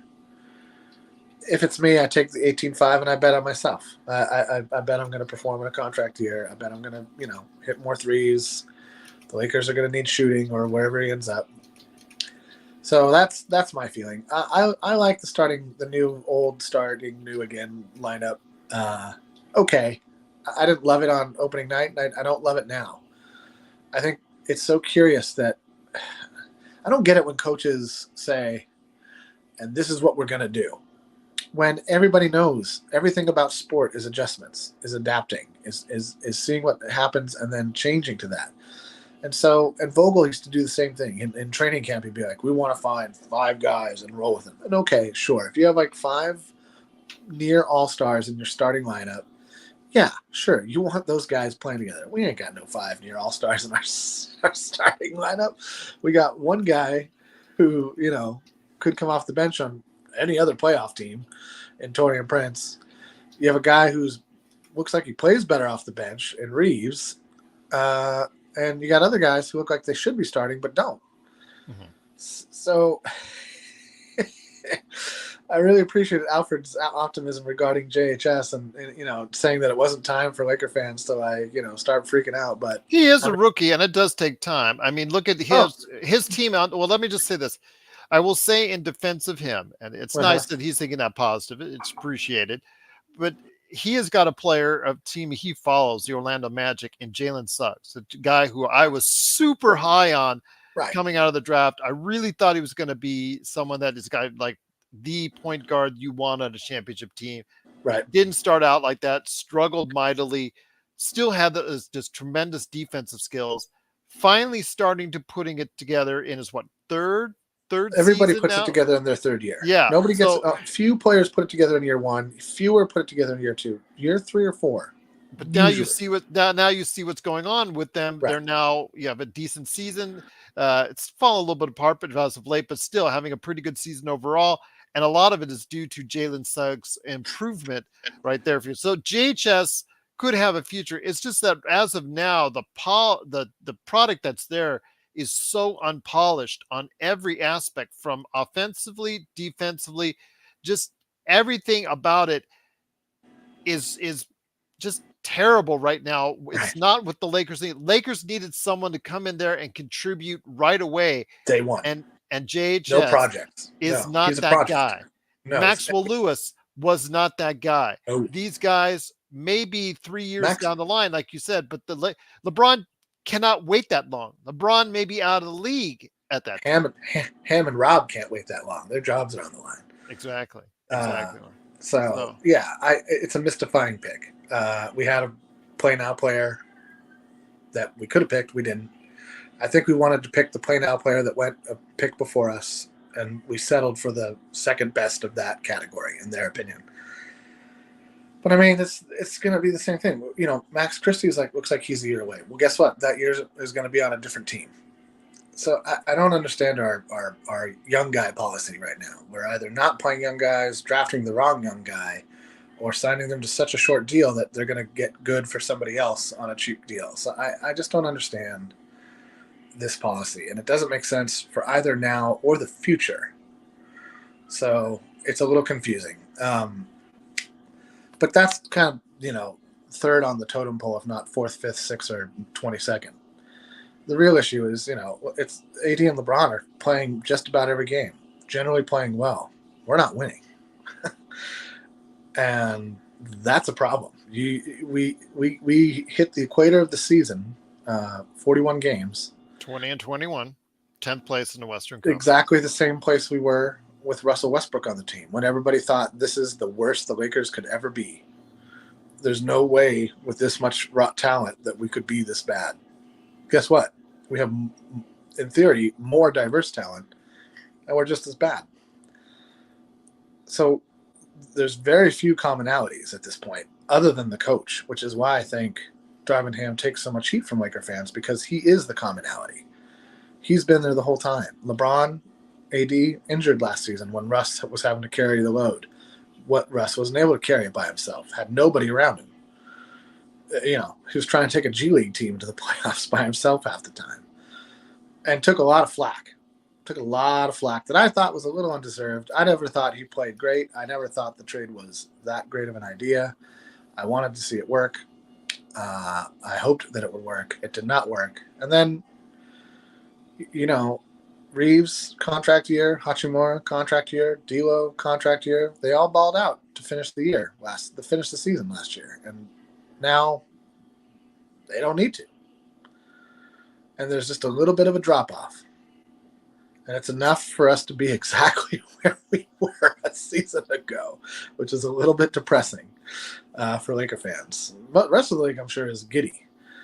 And with our one draft pick that we can trade this summer, I don't know that we're going to get something back, because we're not offering salary cap relief. And that's the problem. We're not offering a ton. We don't have enough ton to offer. Yeah, we don't have a large contract to throw out people. We have only okay, we're going to throw you maybe at Austin Reeves or D'Lo with a possible expiring possibility of that him declining that last year. You also have Rui Hachimura. Those are the guys that you have to. Those are your trade assets right now, and one first rounder. So right now, it seems like the Lakers don't have as many assets going into this trade deadline that they did this time last year, Jamie. Well, they just don't have that big expiring chunk of cash that was Russell Westbrook. That was a big point for a lot of teams. It's like a get out of jail card for your GM. You trade for that, the money goes away, he walks and plays somewhere for cheap, and you cleared the decks. You've cleared the decks of players that weren't working for you. And now we're either going to do that for like a Zach LaVine, which may or may not work. And frankly, I think the Bulls could get better for Zach LaVine than whatever we throw at him.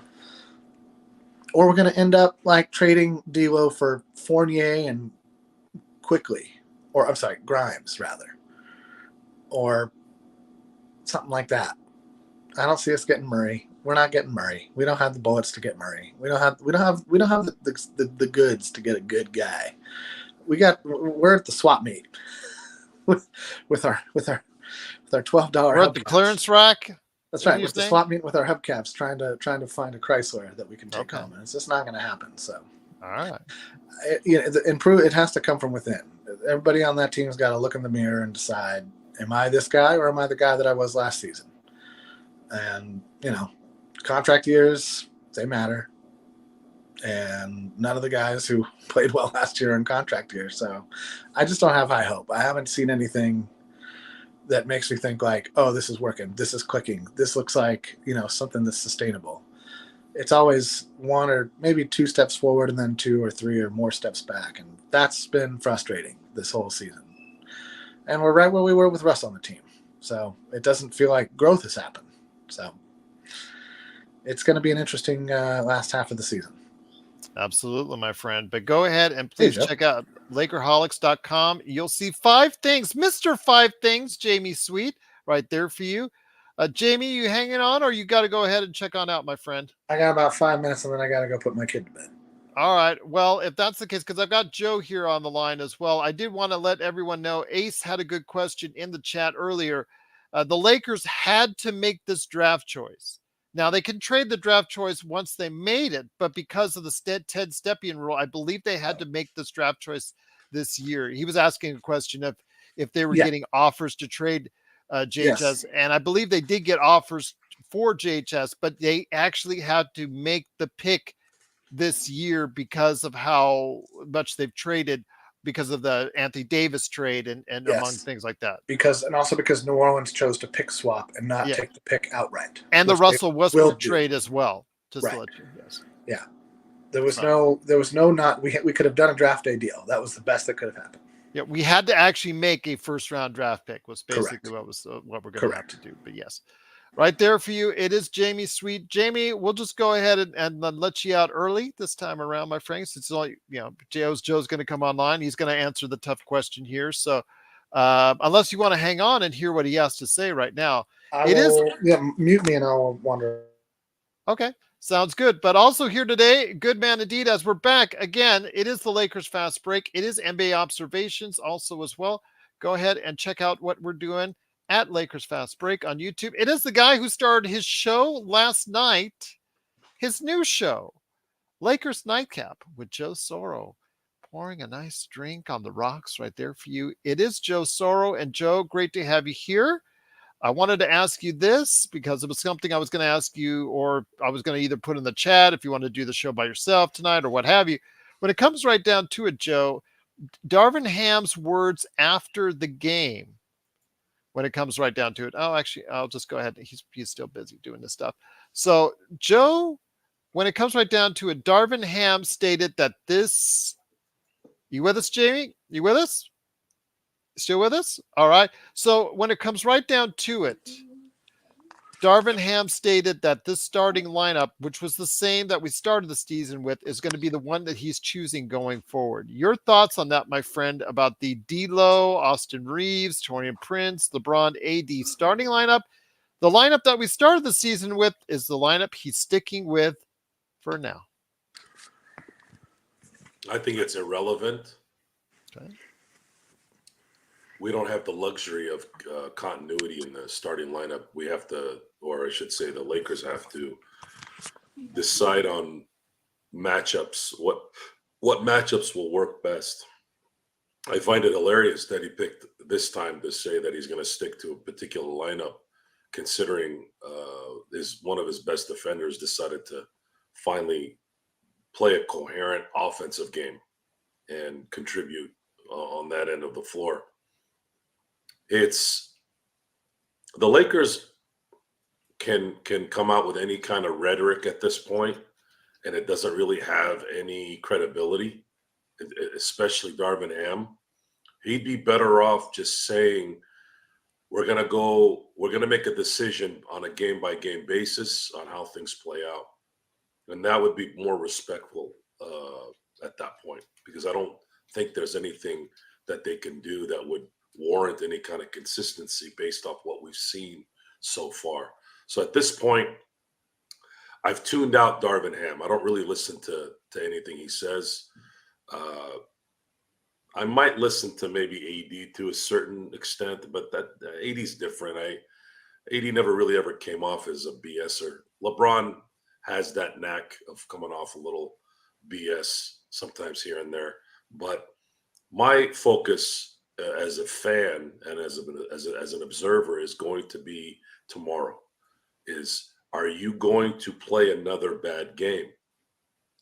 Another bad game means nothing now in terms of wins previously. So whatever starting lineup that you've concocted, whatever consistency or some kind of continuity you want to put together here, it just doesn't look like at the moment that it's going to matter.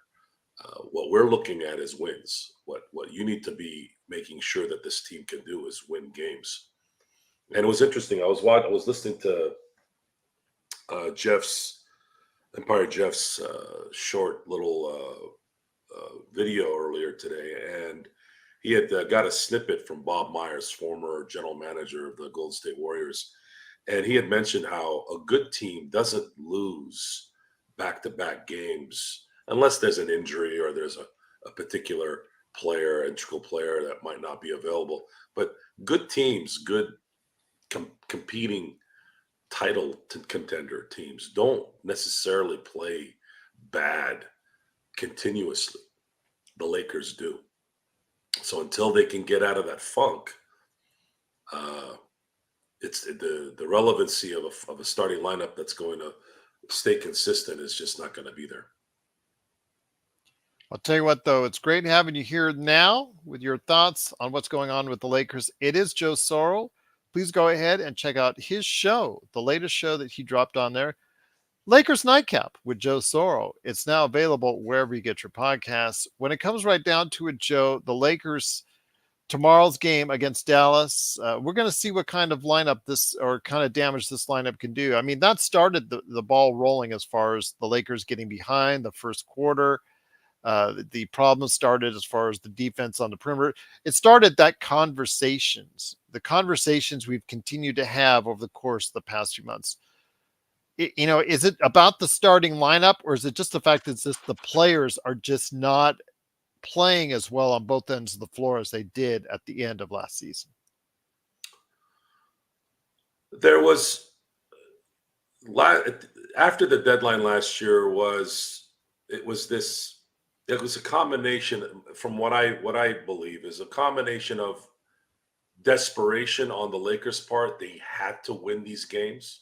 Therefore, they kind of played all out. You also had several players playing for their next contract. D'Angelo Russell, Rui Hachimura, Jared Vanderbilt. You had a lot of these guys that were motivated to come in and show what they could do. And then, of course, LeBron and AD did what they had to do because they're on a time constraint here. They don't have much time to waste. Their particular era. Their era is running out here. I'd say this is probably the last year where we could have said that would be able to compete for a championship. At this point, it's not looking good. It's not looking like it's going to come to fruition. There's still some time for us to be wrong, but it's not. But last year, it was a combination of something new, something for a lot of the role players to play for in terms of money. Obviously, made it easier for the stars to play that way because they're in desperate need of winning here while they're together. But then once the dust settled, once the new season came in, people got their money, people relaxed a little bit. You can blame injuries all you want. I am not. There was enough depth on this team where you could figure out a way to replace a minimum paid player. And I'm not going to buy into the fact that they couldn't play through that. And then, of course, you have teams that have now tape on you over the last few months of the year to where they can start doing some things, i.e. Austin Reeves took the biggest downfall playing in the Olympics, or I should say in international basketball. It was probably one of the worst decisions he could have made looking at it now.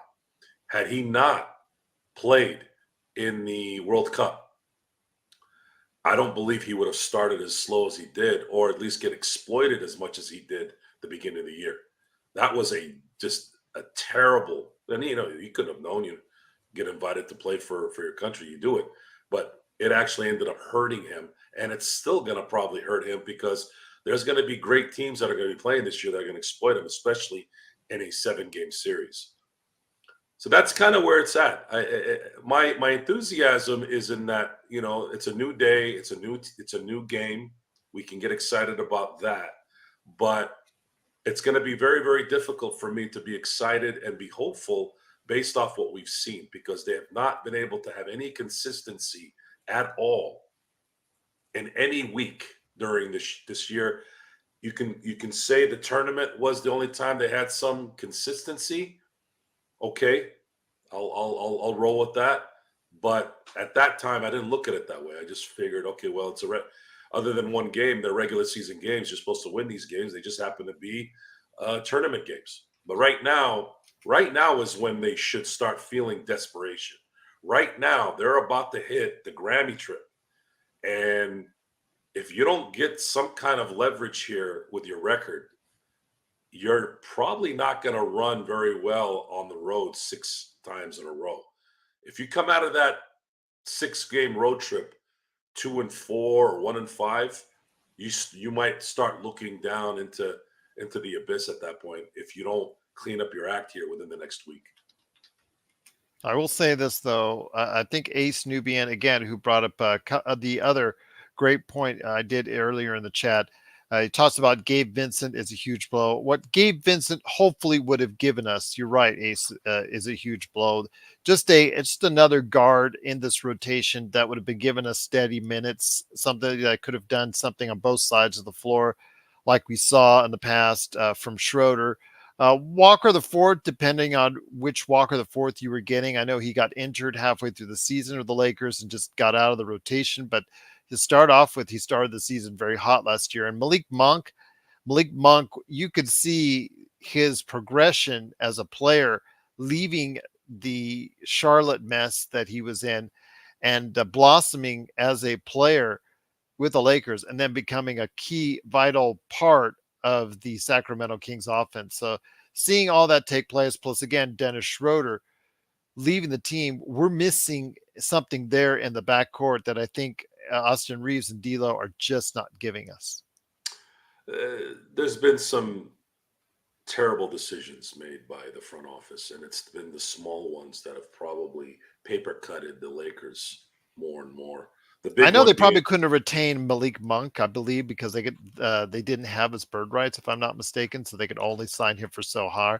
So, but the Schroeder signing, I think, burns still a lot of people the wrong way.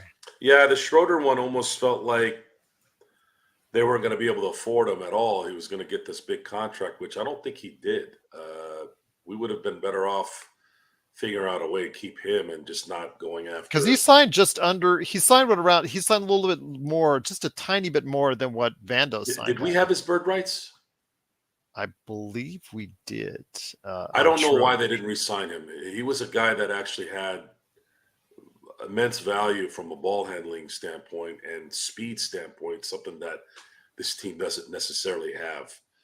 So I don't know if I can go back and start chastising the front office on what the decision on that was.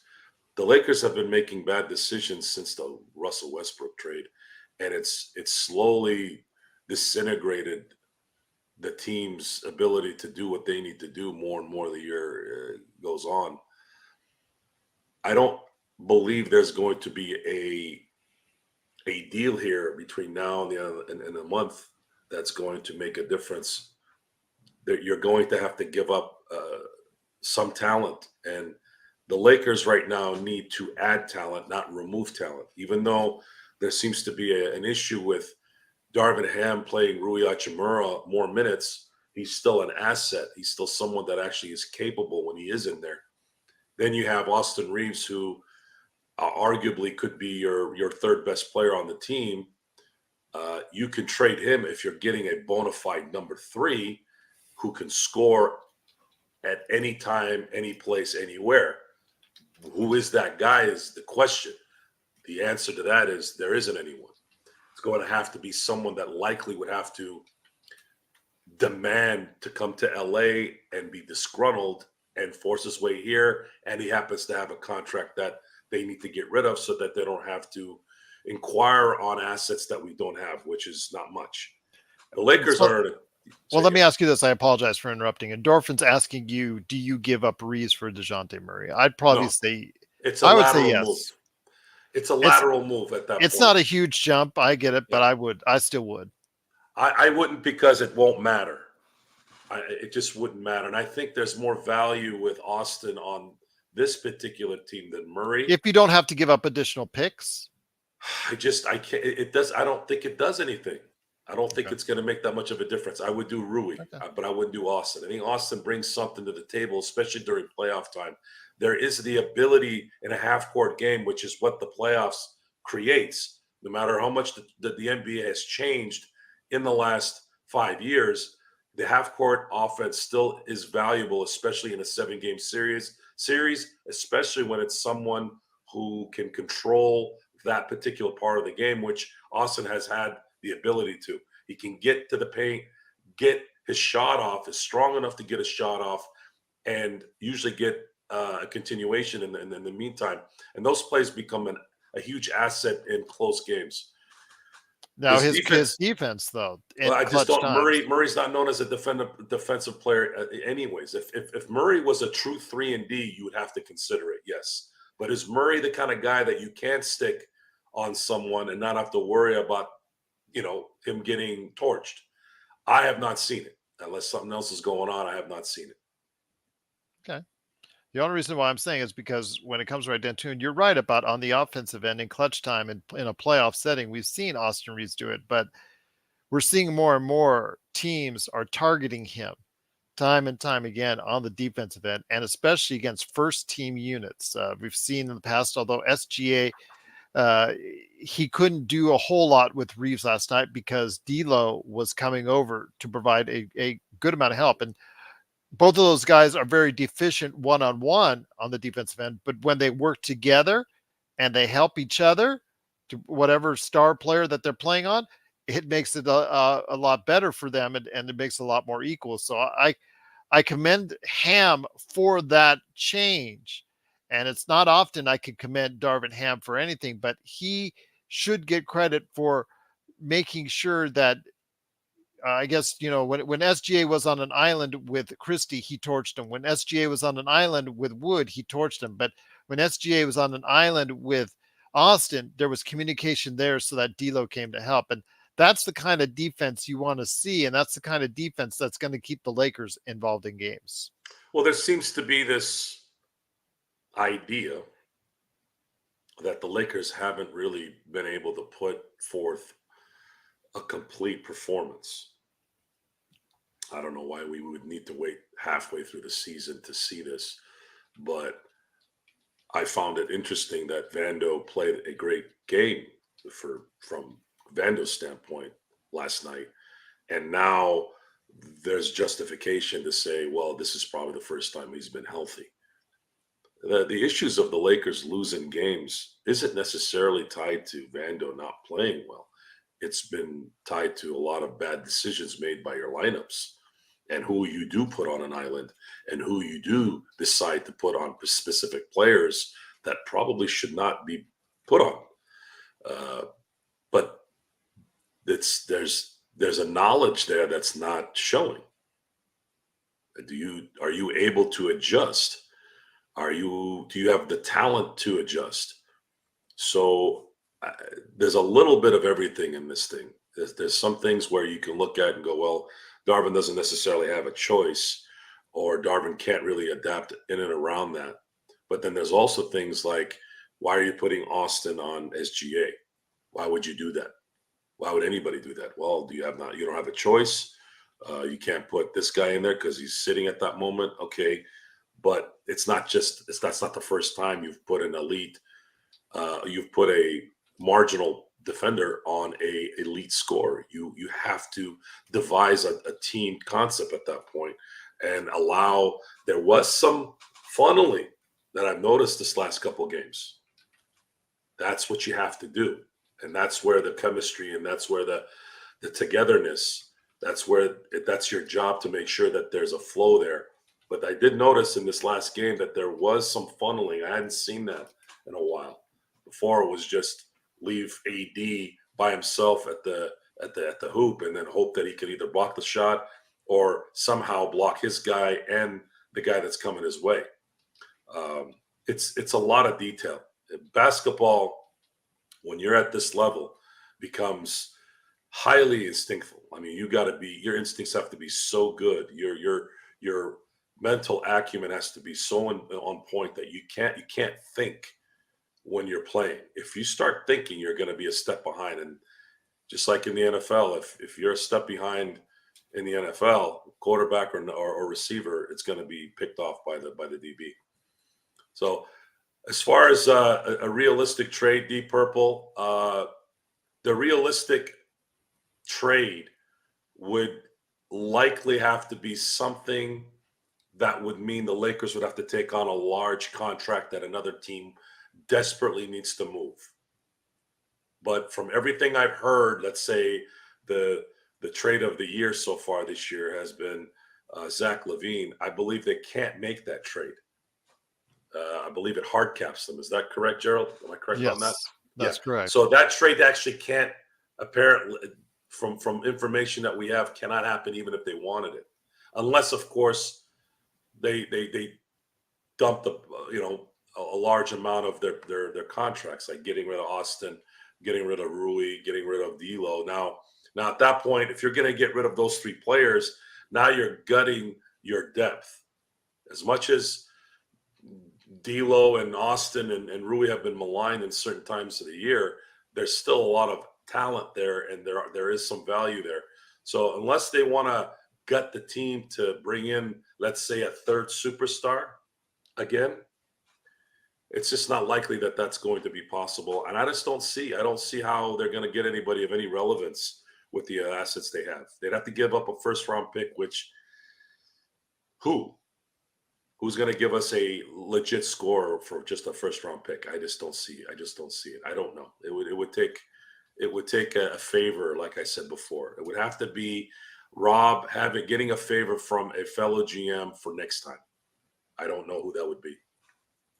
Once again, it is Joe Soro. Please check out his latest show, Lakers Nightcap with Joe Soro. Go ahead and check him out wherever you get your podcasts.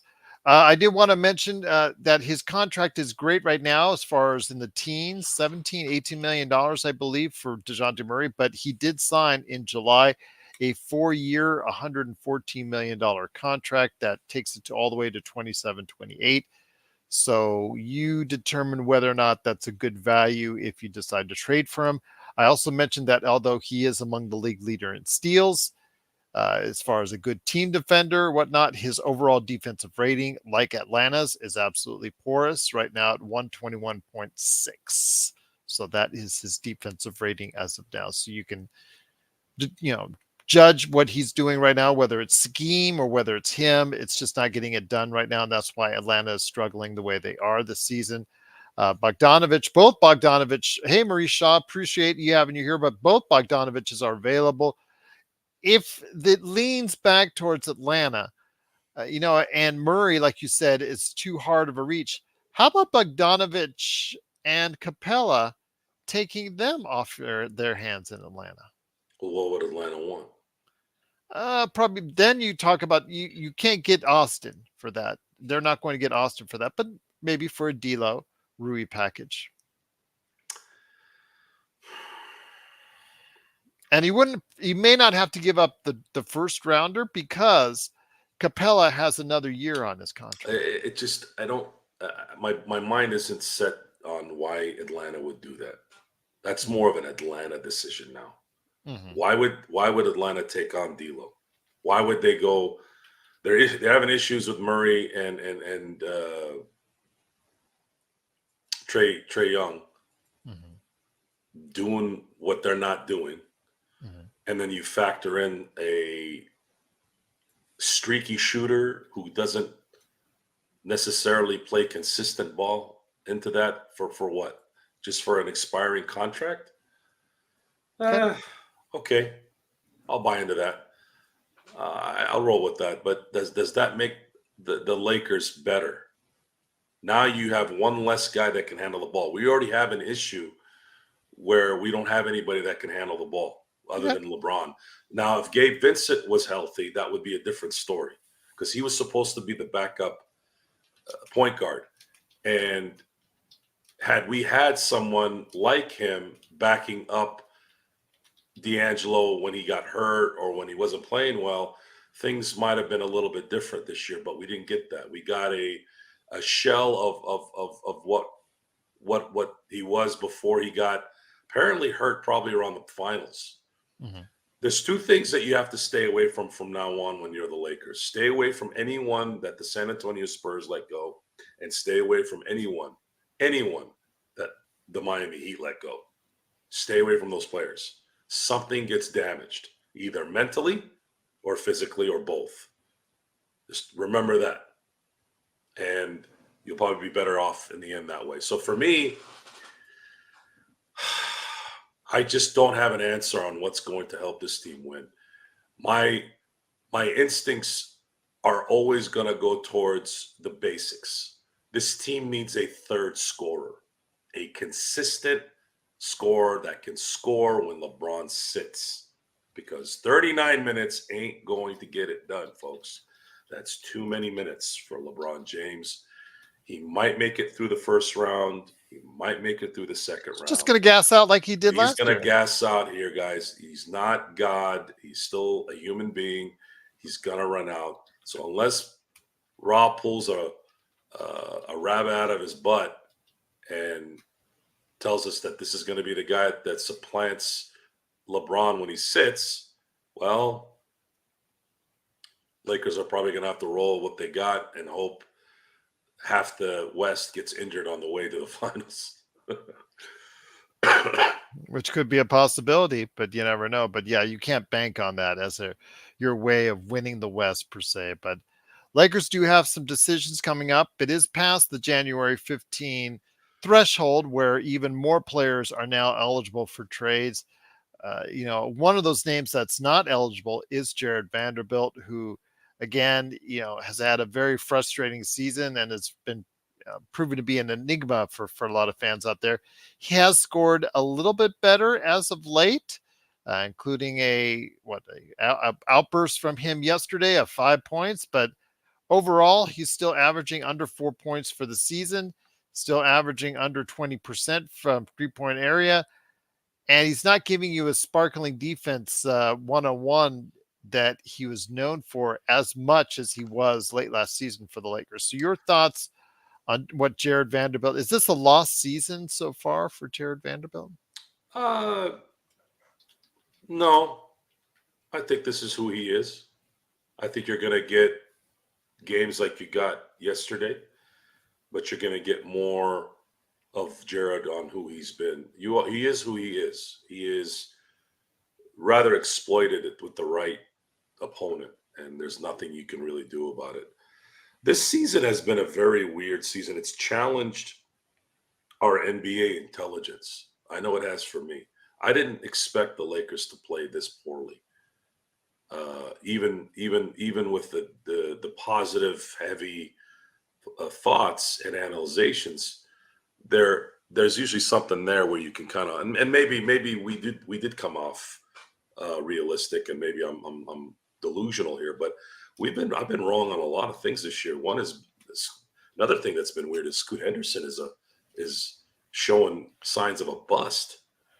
Yeah, I don't want to say he's going to get plenty of playing time. Now, I know he did get 33 the other night, but he did do that on 31 shots. He's been starting to shoot better on the outside, but yeah, efficiency is still on that team right now where they're losing by 60 plus points on that team. I'd say give it some time with him. I still think there's time to work out. I'm not sure. It's a shame because I really thought he was going to be playing at a high level a lot sooner. When you're a top 2-3 player, it's hard to look at those players and say, man, are they really going to play like this?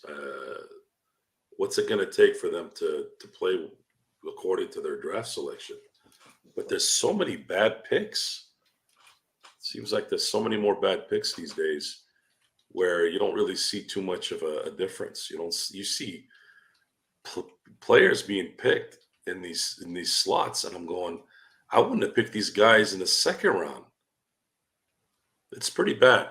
It's pretty bad. I don't know if the NBA is its current shift, its current philosophy is to say something. I would almost say that maybe some of these guys need to start really focusing on staying at school.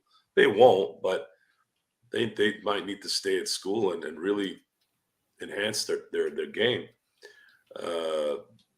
Looking at the situation at USC with LeBron James's kid, he's going into games and not scoring in those games. And I'm sitting here going, why are we talking about this player who can't even score in college playing in the NBA, other than it being a novelty discussion, which it's mind-boggling to me. This is professional sports. Who's favoring certain players? When did you guys learn this? You should have learned this lesson after the Lonzo Ball situation.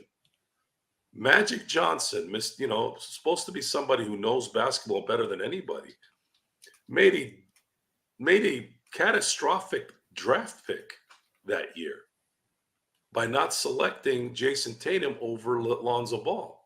Why did he pick Lonzo Ball? Because he got suckered in to the marketing machine. People need to stop doing that. And maybe we need to give credit to Charlotte for not picking Scoot second overall now. Maybe he does his homework. We know we get on Mitch for the Mozgov Ding acquisitions. However, if you take away those acquisitions, which a little bit suspect the older I get on this, I don't know if that was self-sabotage, but I can't prove it, so I don't ride that wave too much. But there's been much better decision making before then that has helped the Lakers win. And you look at how that kind of turned out, you're like, it sounds like somebody knows what they're doing there. At least it might not be working out all the way through, but how did we go from Scoot being the bona fide number 2 and all of a sudden drops to 3? Maybe he does his homework. Maybe he noticed something, just like he did when he picked. Miller on Charlotte hasn't even done a great job. But can I just add something on to your point? And I apologize for interrupting. Yeah. In regards to Mitch Kupchak, I mean, I would maybe kind of side with you on that sense that maybe we should give Mitch Kupchak an easier look until you see the job that he's done in Charlotte. And that's a dumpster fire right now.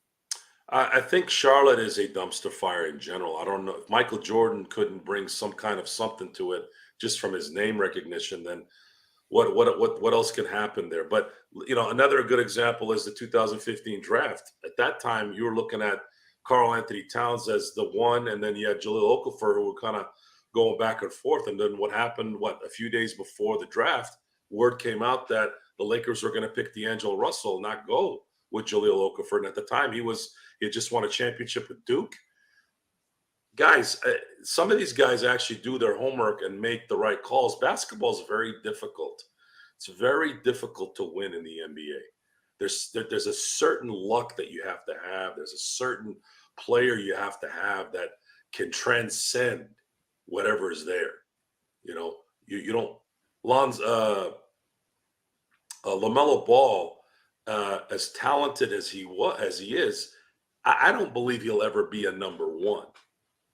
I don't even know if he's a number 2, which goes back to my point initially when Golden State was drafting that year. They probably should have went with Ball, and that might have helped them win more with LaMelo Ball versus going after Weissman. But they went towards need, and that's a lesson to learn, folks.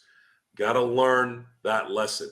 I would be curious to ask Bob Myers what was going on at that time when he was picking, because that was very non-Bob Myers-like to pick someone like Weissman versus someone who would have likely fit very, very well in their system. Was it an overrun?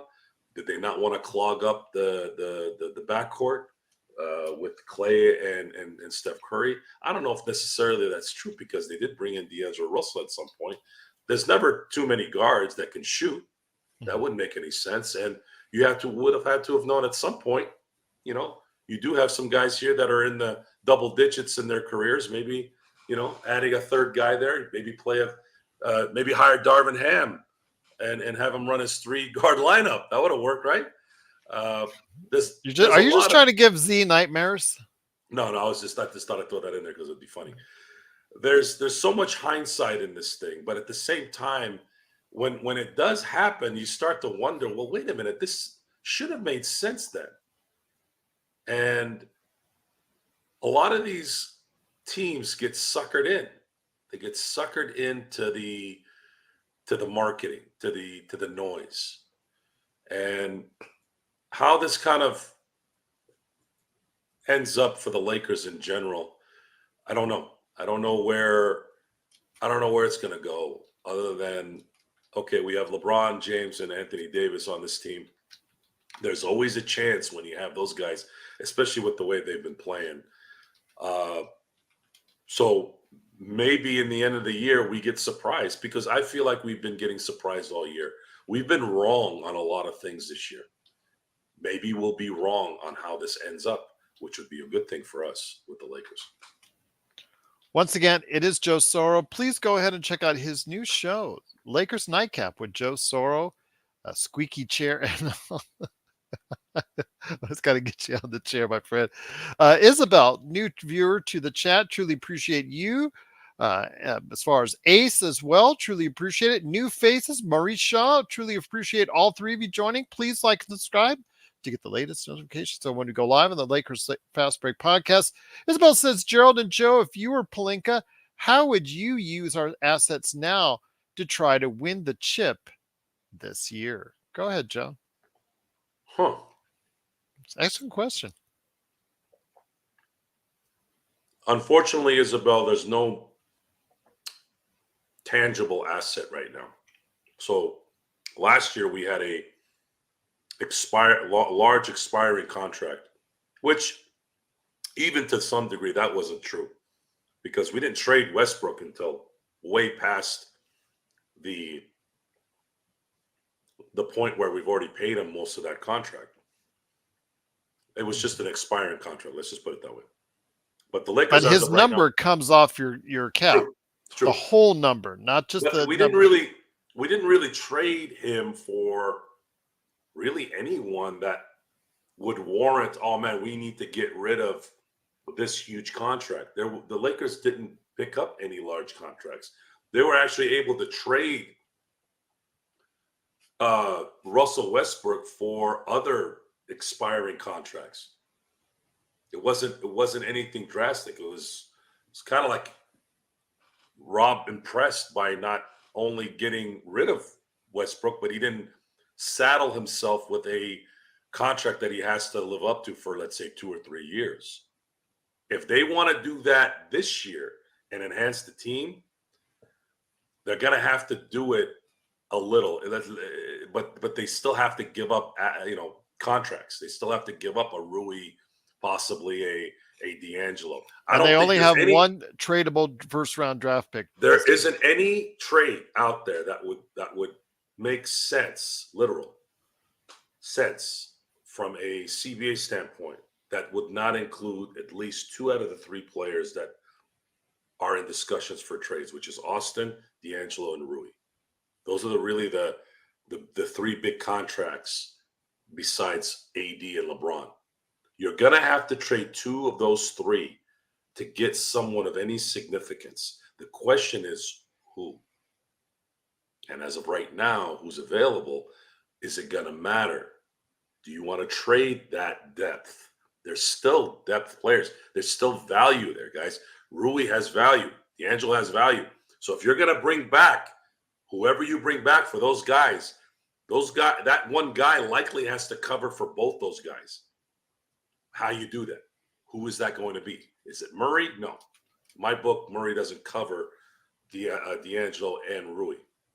Does it mean straight up, let's say, for Austin Reeves and a first-round pick? No, still not. Murray's not that good. He's not that good. Now, if you called me and said, Joe, what about DeMar DeRozan, Caruso, and then Vucevic. You still can't afford it. See? Because I had talked about You'd have to Bogdanovich, get all Capella, three out and of there. Murray. You're Can't. basically flipping your team again. Yeah, You'd have to get all three out. You'll need like 5 players, Yes. 6 players on the Lakers just to get 3. Now there's a possibility. There's a possibility of a 3-team trade, which again, the more teams you have available, the more teams involved in a trade, the more difficult that trade becomes. It's the CBA and how the trade's set up. Again, I'm not the trade guru. I'm going by basic information that I know would work versus what doesn't work. But even then, right now, I still have to delve into that and see what would actually work. I don't even know if the Lakers would be able to on a third with a third team involved. Might still be too much money. But Yeah. Go ahead. No, please. But the Lakers are not in a good position to upgrade. They don't have enough. If they don't have enough, they'd have to give up what they have now that, in my opinion, is already depth that they do need. They do still need guys like Austin, D'Angelo, and Rui there for depth purposes, and they are players that have value.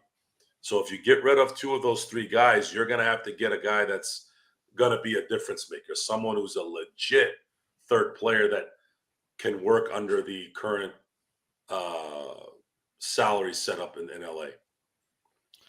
Isabel's asking if we would do a Rui Max Lewis package for Dorian Finney-Smith and Lonnie Walker, or D'Lo Gabe for GTJ and Schroeder. I don't think anybody's going to bite on Gabe because of his knee injuries and the fact he has 3 years on his contract. At least if I'm a GM on the other end of the equation, I wouldn't take the bait on that unless you're giving me something beyond just the first round draft pick, the only first round draft pick that you have. The Rui and Max Lewis deal for DFS and Lonnie Walker, I don't think that's enough, unless even if you throw a first rounder that Brooklyn would bite for it, because DFS is going to be a marketable commodity out there at the trade deadline, I think. What are your thoughts on that? Because I know Darren said he wanted me to go ahead and ask if there's a deal out there that we can get that would give us a much bigger chance at the chip. I don't see that there is. When I've talked about Murray from the start, and again, I was one of the first people to talk about DeJounte Murray, I don't think he solves all your issues. And the fact is, I still think you would need a 2 or 3 player multiplayer deal for the Lakers in order to get this team where you want them to be. Whatever trade happens, it's going to probably be something that we didn't expect. But no title contender is going to trade anyone of any value to the Lakers. It's going to have to be a team that's just not really probably in contention, somebody like the Nets. And then is Lonnie Walker going to move the needle? We've already gone through that.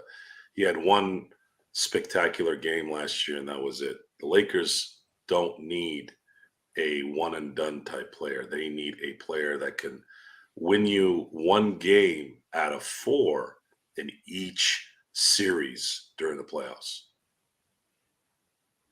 Remember Trevor Ariza, that type of player. Remember Ron Artest when he was with the Lakers. So because you had Kobe, you had Pau Gasol, but you need that third guy, the guy that can play defense, the guy that can make a shot in a timely manner. Isabel says he's shooting well from threes. But then again, guess who's leading the league in 3-pointers, Joe? It is Malik Beasley. So what does that tell you, Gerald? And Isabel, you're going to learn something here. You're new here. I'm going to teach you something real quick. So there we go. You brought up a great freaking example. 2 great examples. Why? Who did Beasley and Lonnie Walker play for recently? The LA Lakers. And how well were they from 3-point land when they were a Laker? Let's just say Malik Beasley was a lot to be desired, right? Yes. Lonnie Walker had his moments, but you wouldn't say he was a sniper for the Lakers. Isabel, when you wear the Laker gear, you automatically hit the skids when it comes to shooting. The pressure of that golden armor is very, very heavy. It takes a certain player, a certain mentality to be able to handle the pressure of the basketball and where to shoot it. So you can acquire Lonnie Walker, you can acquire Beasley back, but I would be very, very sure that they would not perform the way they've been performing in Brooklyn and places like that. Because there's no pressure in Brooklyn. Believe me, I've been there. I've watched a Laker game in Brooklyn. Probably one of my favorite arenas to watch basketball, by the way. But there's no pressure in Brooklyn. Hell, there's not really any pressure in New York. New York wants a winner, but they know basketball well enough to, they'll do their best with Jalen Brunson, but they're not going to really go anywhere. But the LA Lakers, they have pressure bigger than any team in the NBA. Not even the Celtics have that kind of pressure. So I don't see any positive in a Lonnie Walker deal or a DFS deal. I don't believe those guys are the type of players that can bring up the Lakers to the point where you can sit there and go, wow, now the Lakers are going to make a run.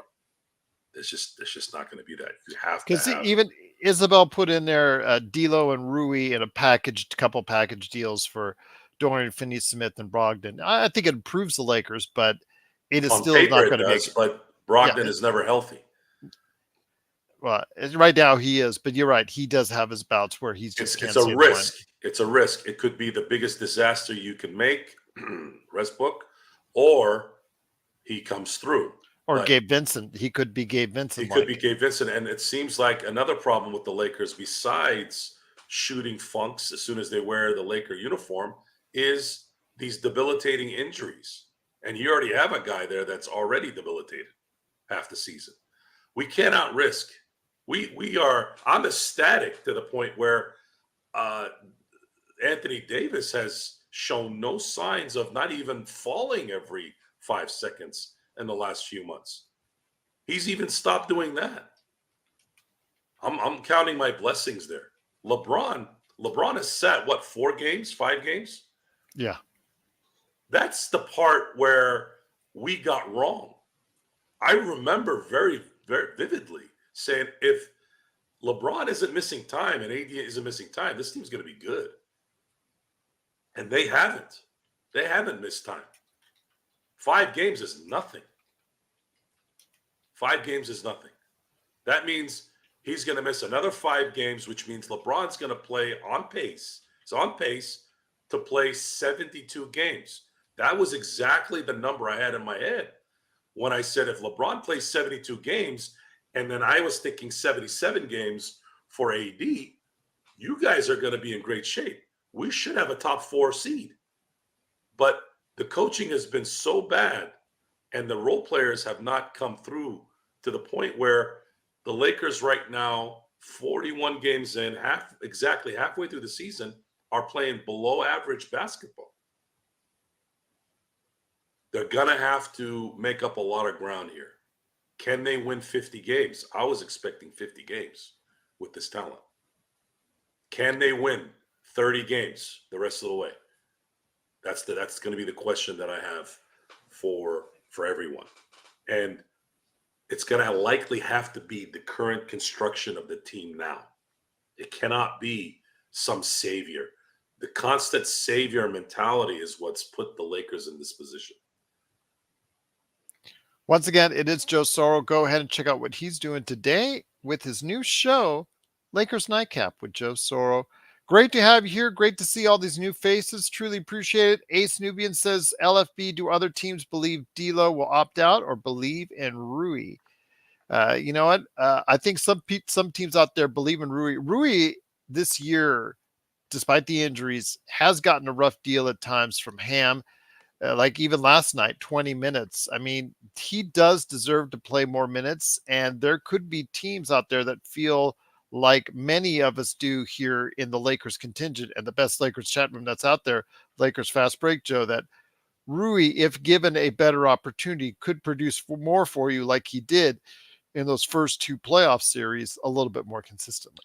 I haven't been able to find out if anybody's asked Darvin Ham why Rui isn't playing 30 minutes a game. Has anyone heard someone ask Darvin Ham that question?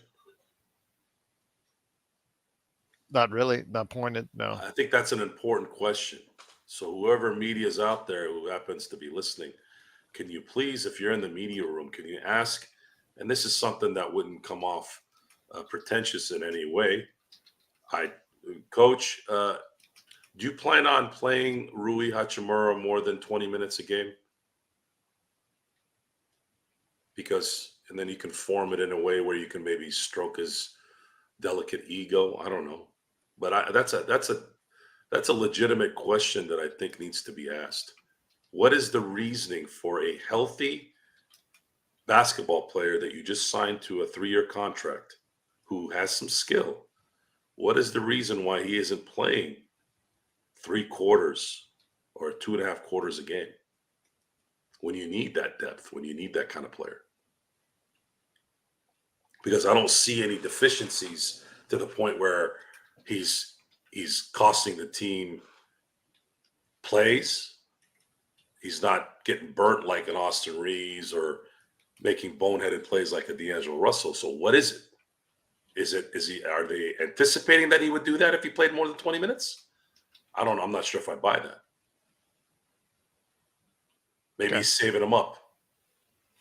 Maybe the fact that he's had these knick-knack injuries, maybe Darvin is suspect on his toughness.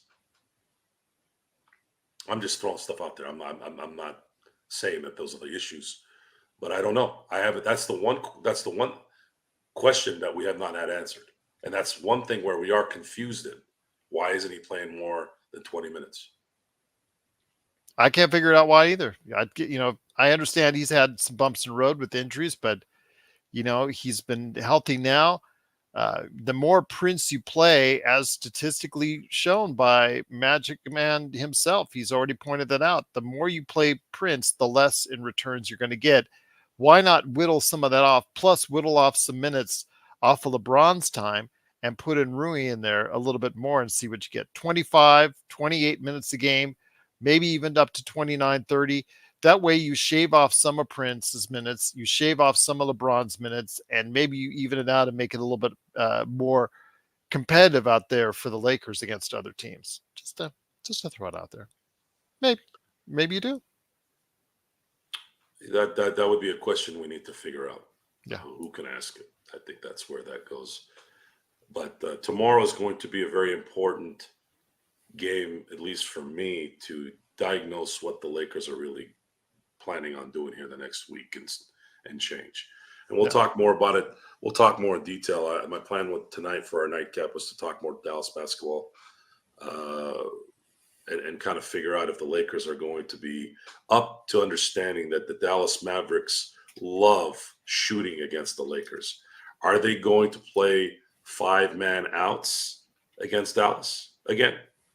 Are they? Or are they going to decide to cover the open man? That's going to be the question now. That's what we're going to discuss. Who is going to decide on covering their men? Because if these guys are left open, they're going to make the shots. Matter of fact, they were making shots when they weren't open the last time they played Dallas in Dallas. I remember that game vividly. I was upset the entire 48 minutes because those sons of you-know-whats just would not miss. Of course, the next game, I think they shot 31% from 3. Of course, that always happens, my friend. I think they were playing Indiana or whatever. Yep. And that's another thing that Laker mentality, the Laker armor, the Laker ego, the Laker history. You have to go into these games understanding what you're dealing with, and that's what makes it hard for the Lonnie Walkers and the Malik Beasleys to register. They can't handle that kind. They're not mentally strong players like that. They don't have that. They just want to come and make their money and work. They don't want to think about curses or legacies. They don't give two craps about legacies. Most of these players don't care about Laker legacy and what it means. They just want to make their money, play basketball, and try to win as best they can, and that's it. And not everybody's cut out to play for the Lakers. But we'll see what happens, my friend. It is Joe Soro. Check out his show later tonight. End your night with a nightcap. Lakers nightcap with Joe Soro. Don't forget, tomorrow we have our pregame. And of course, as well, the best Lakers coverage right there for you during playback.tv/Lakers Fast Break during the game. That'll be simulcasted out to all of our great channels. And then, of course, the best post game that's out there for the Lakers right here at the Lakers Fast Break. Joe, any last thoughts before we head on out? No. All right. Well, there you go. It's been great having you on. Also, as well, Jamie Sweet of LakerHolics.com. Check out his 5 Things articles there. LakerNic stopped by to ask some great questions. Always great to have him on. He's always a great part of our playback.tv/Lakers Fast Break coverage. And last but certainly not least, big shout out to Alfred Ezman, who is doing a lot of great things for FanSided.com. So go ahead and check out his great work today. And please, if you've not yet liked and subscribed, please do so to get the latest notifications on when we go live on the air later tonight with Joe Soro or at any point in time at all. Follow us, like us, support us any which way you can right here on the Lakers Fast Break podcast. Got to go ahead and get used to this outro, my friend, because it's manual type for us right now. Thanks so much again, everyone, and have a great evening. Appreciate it.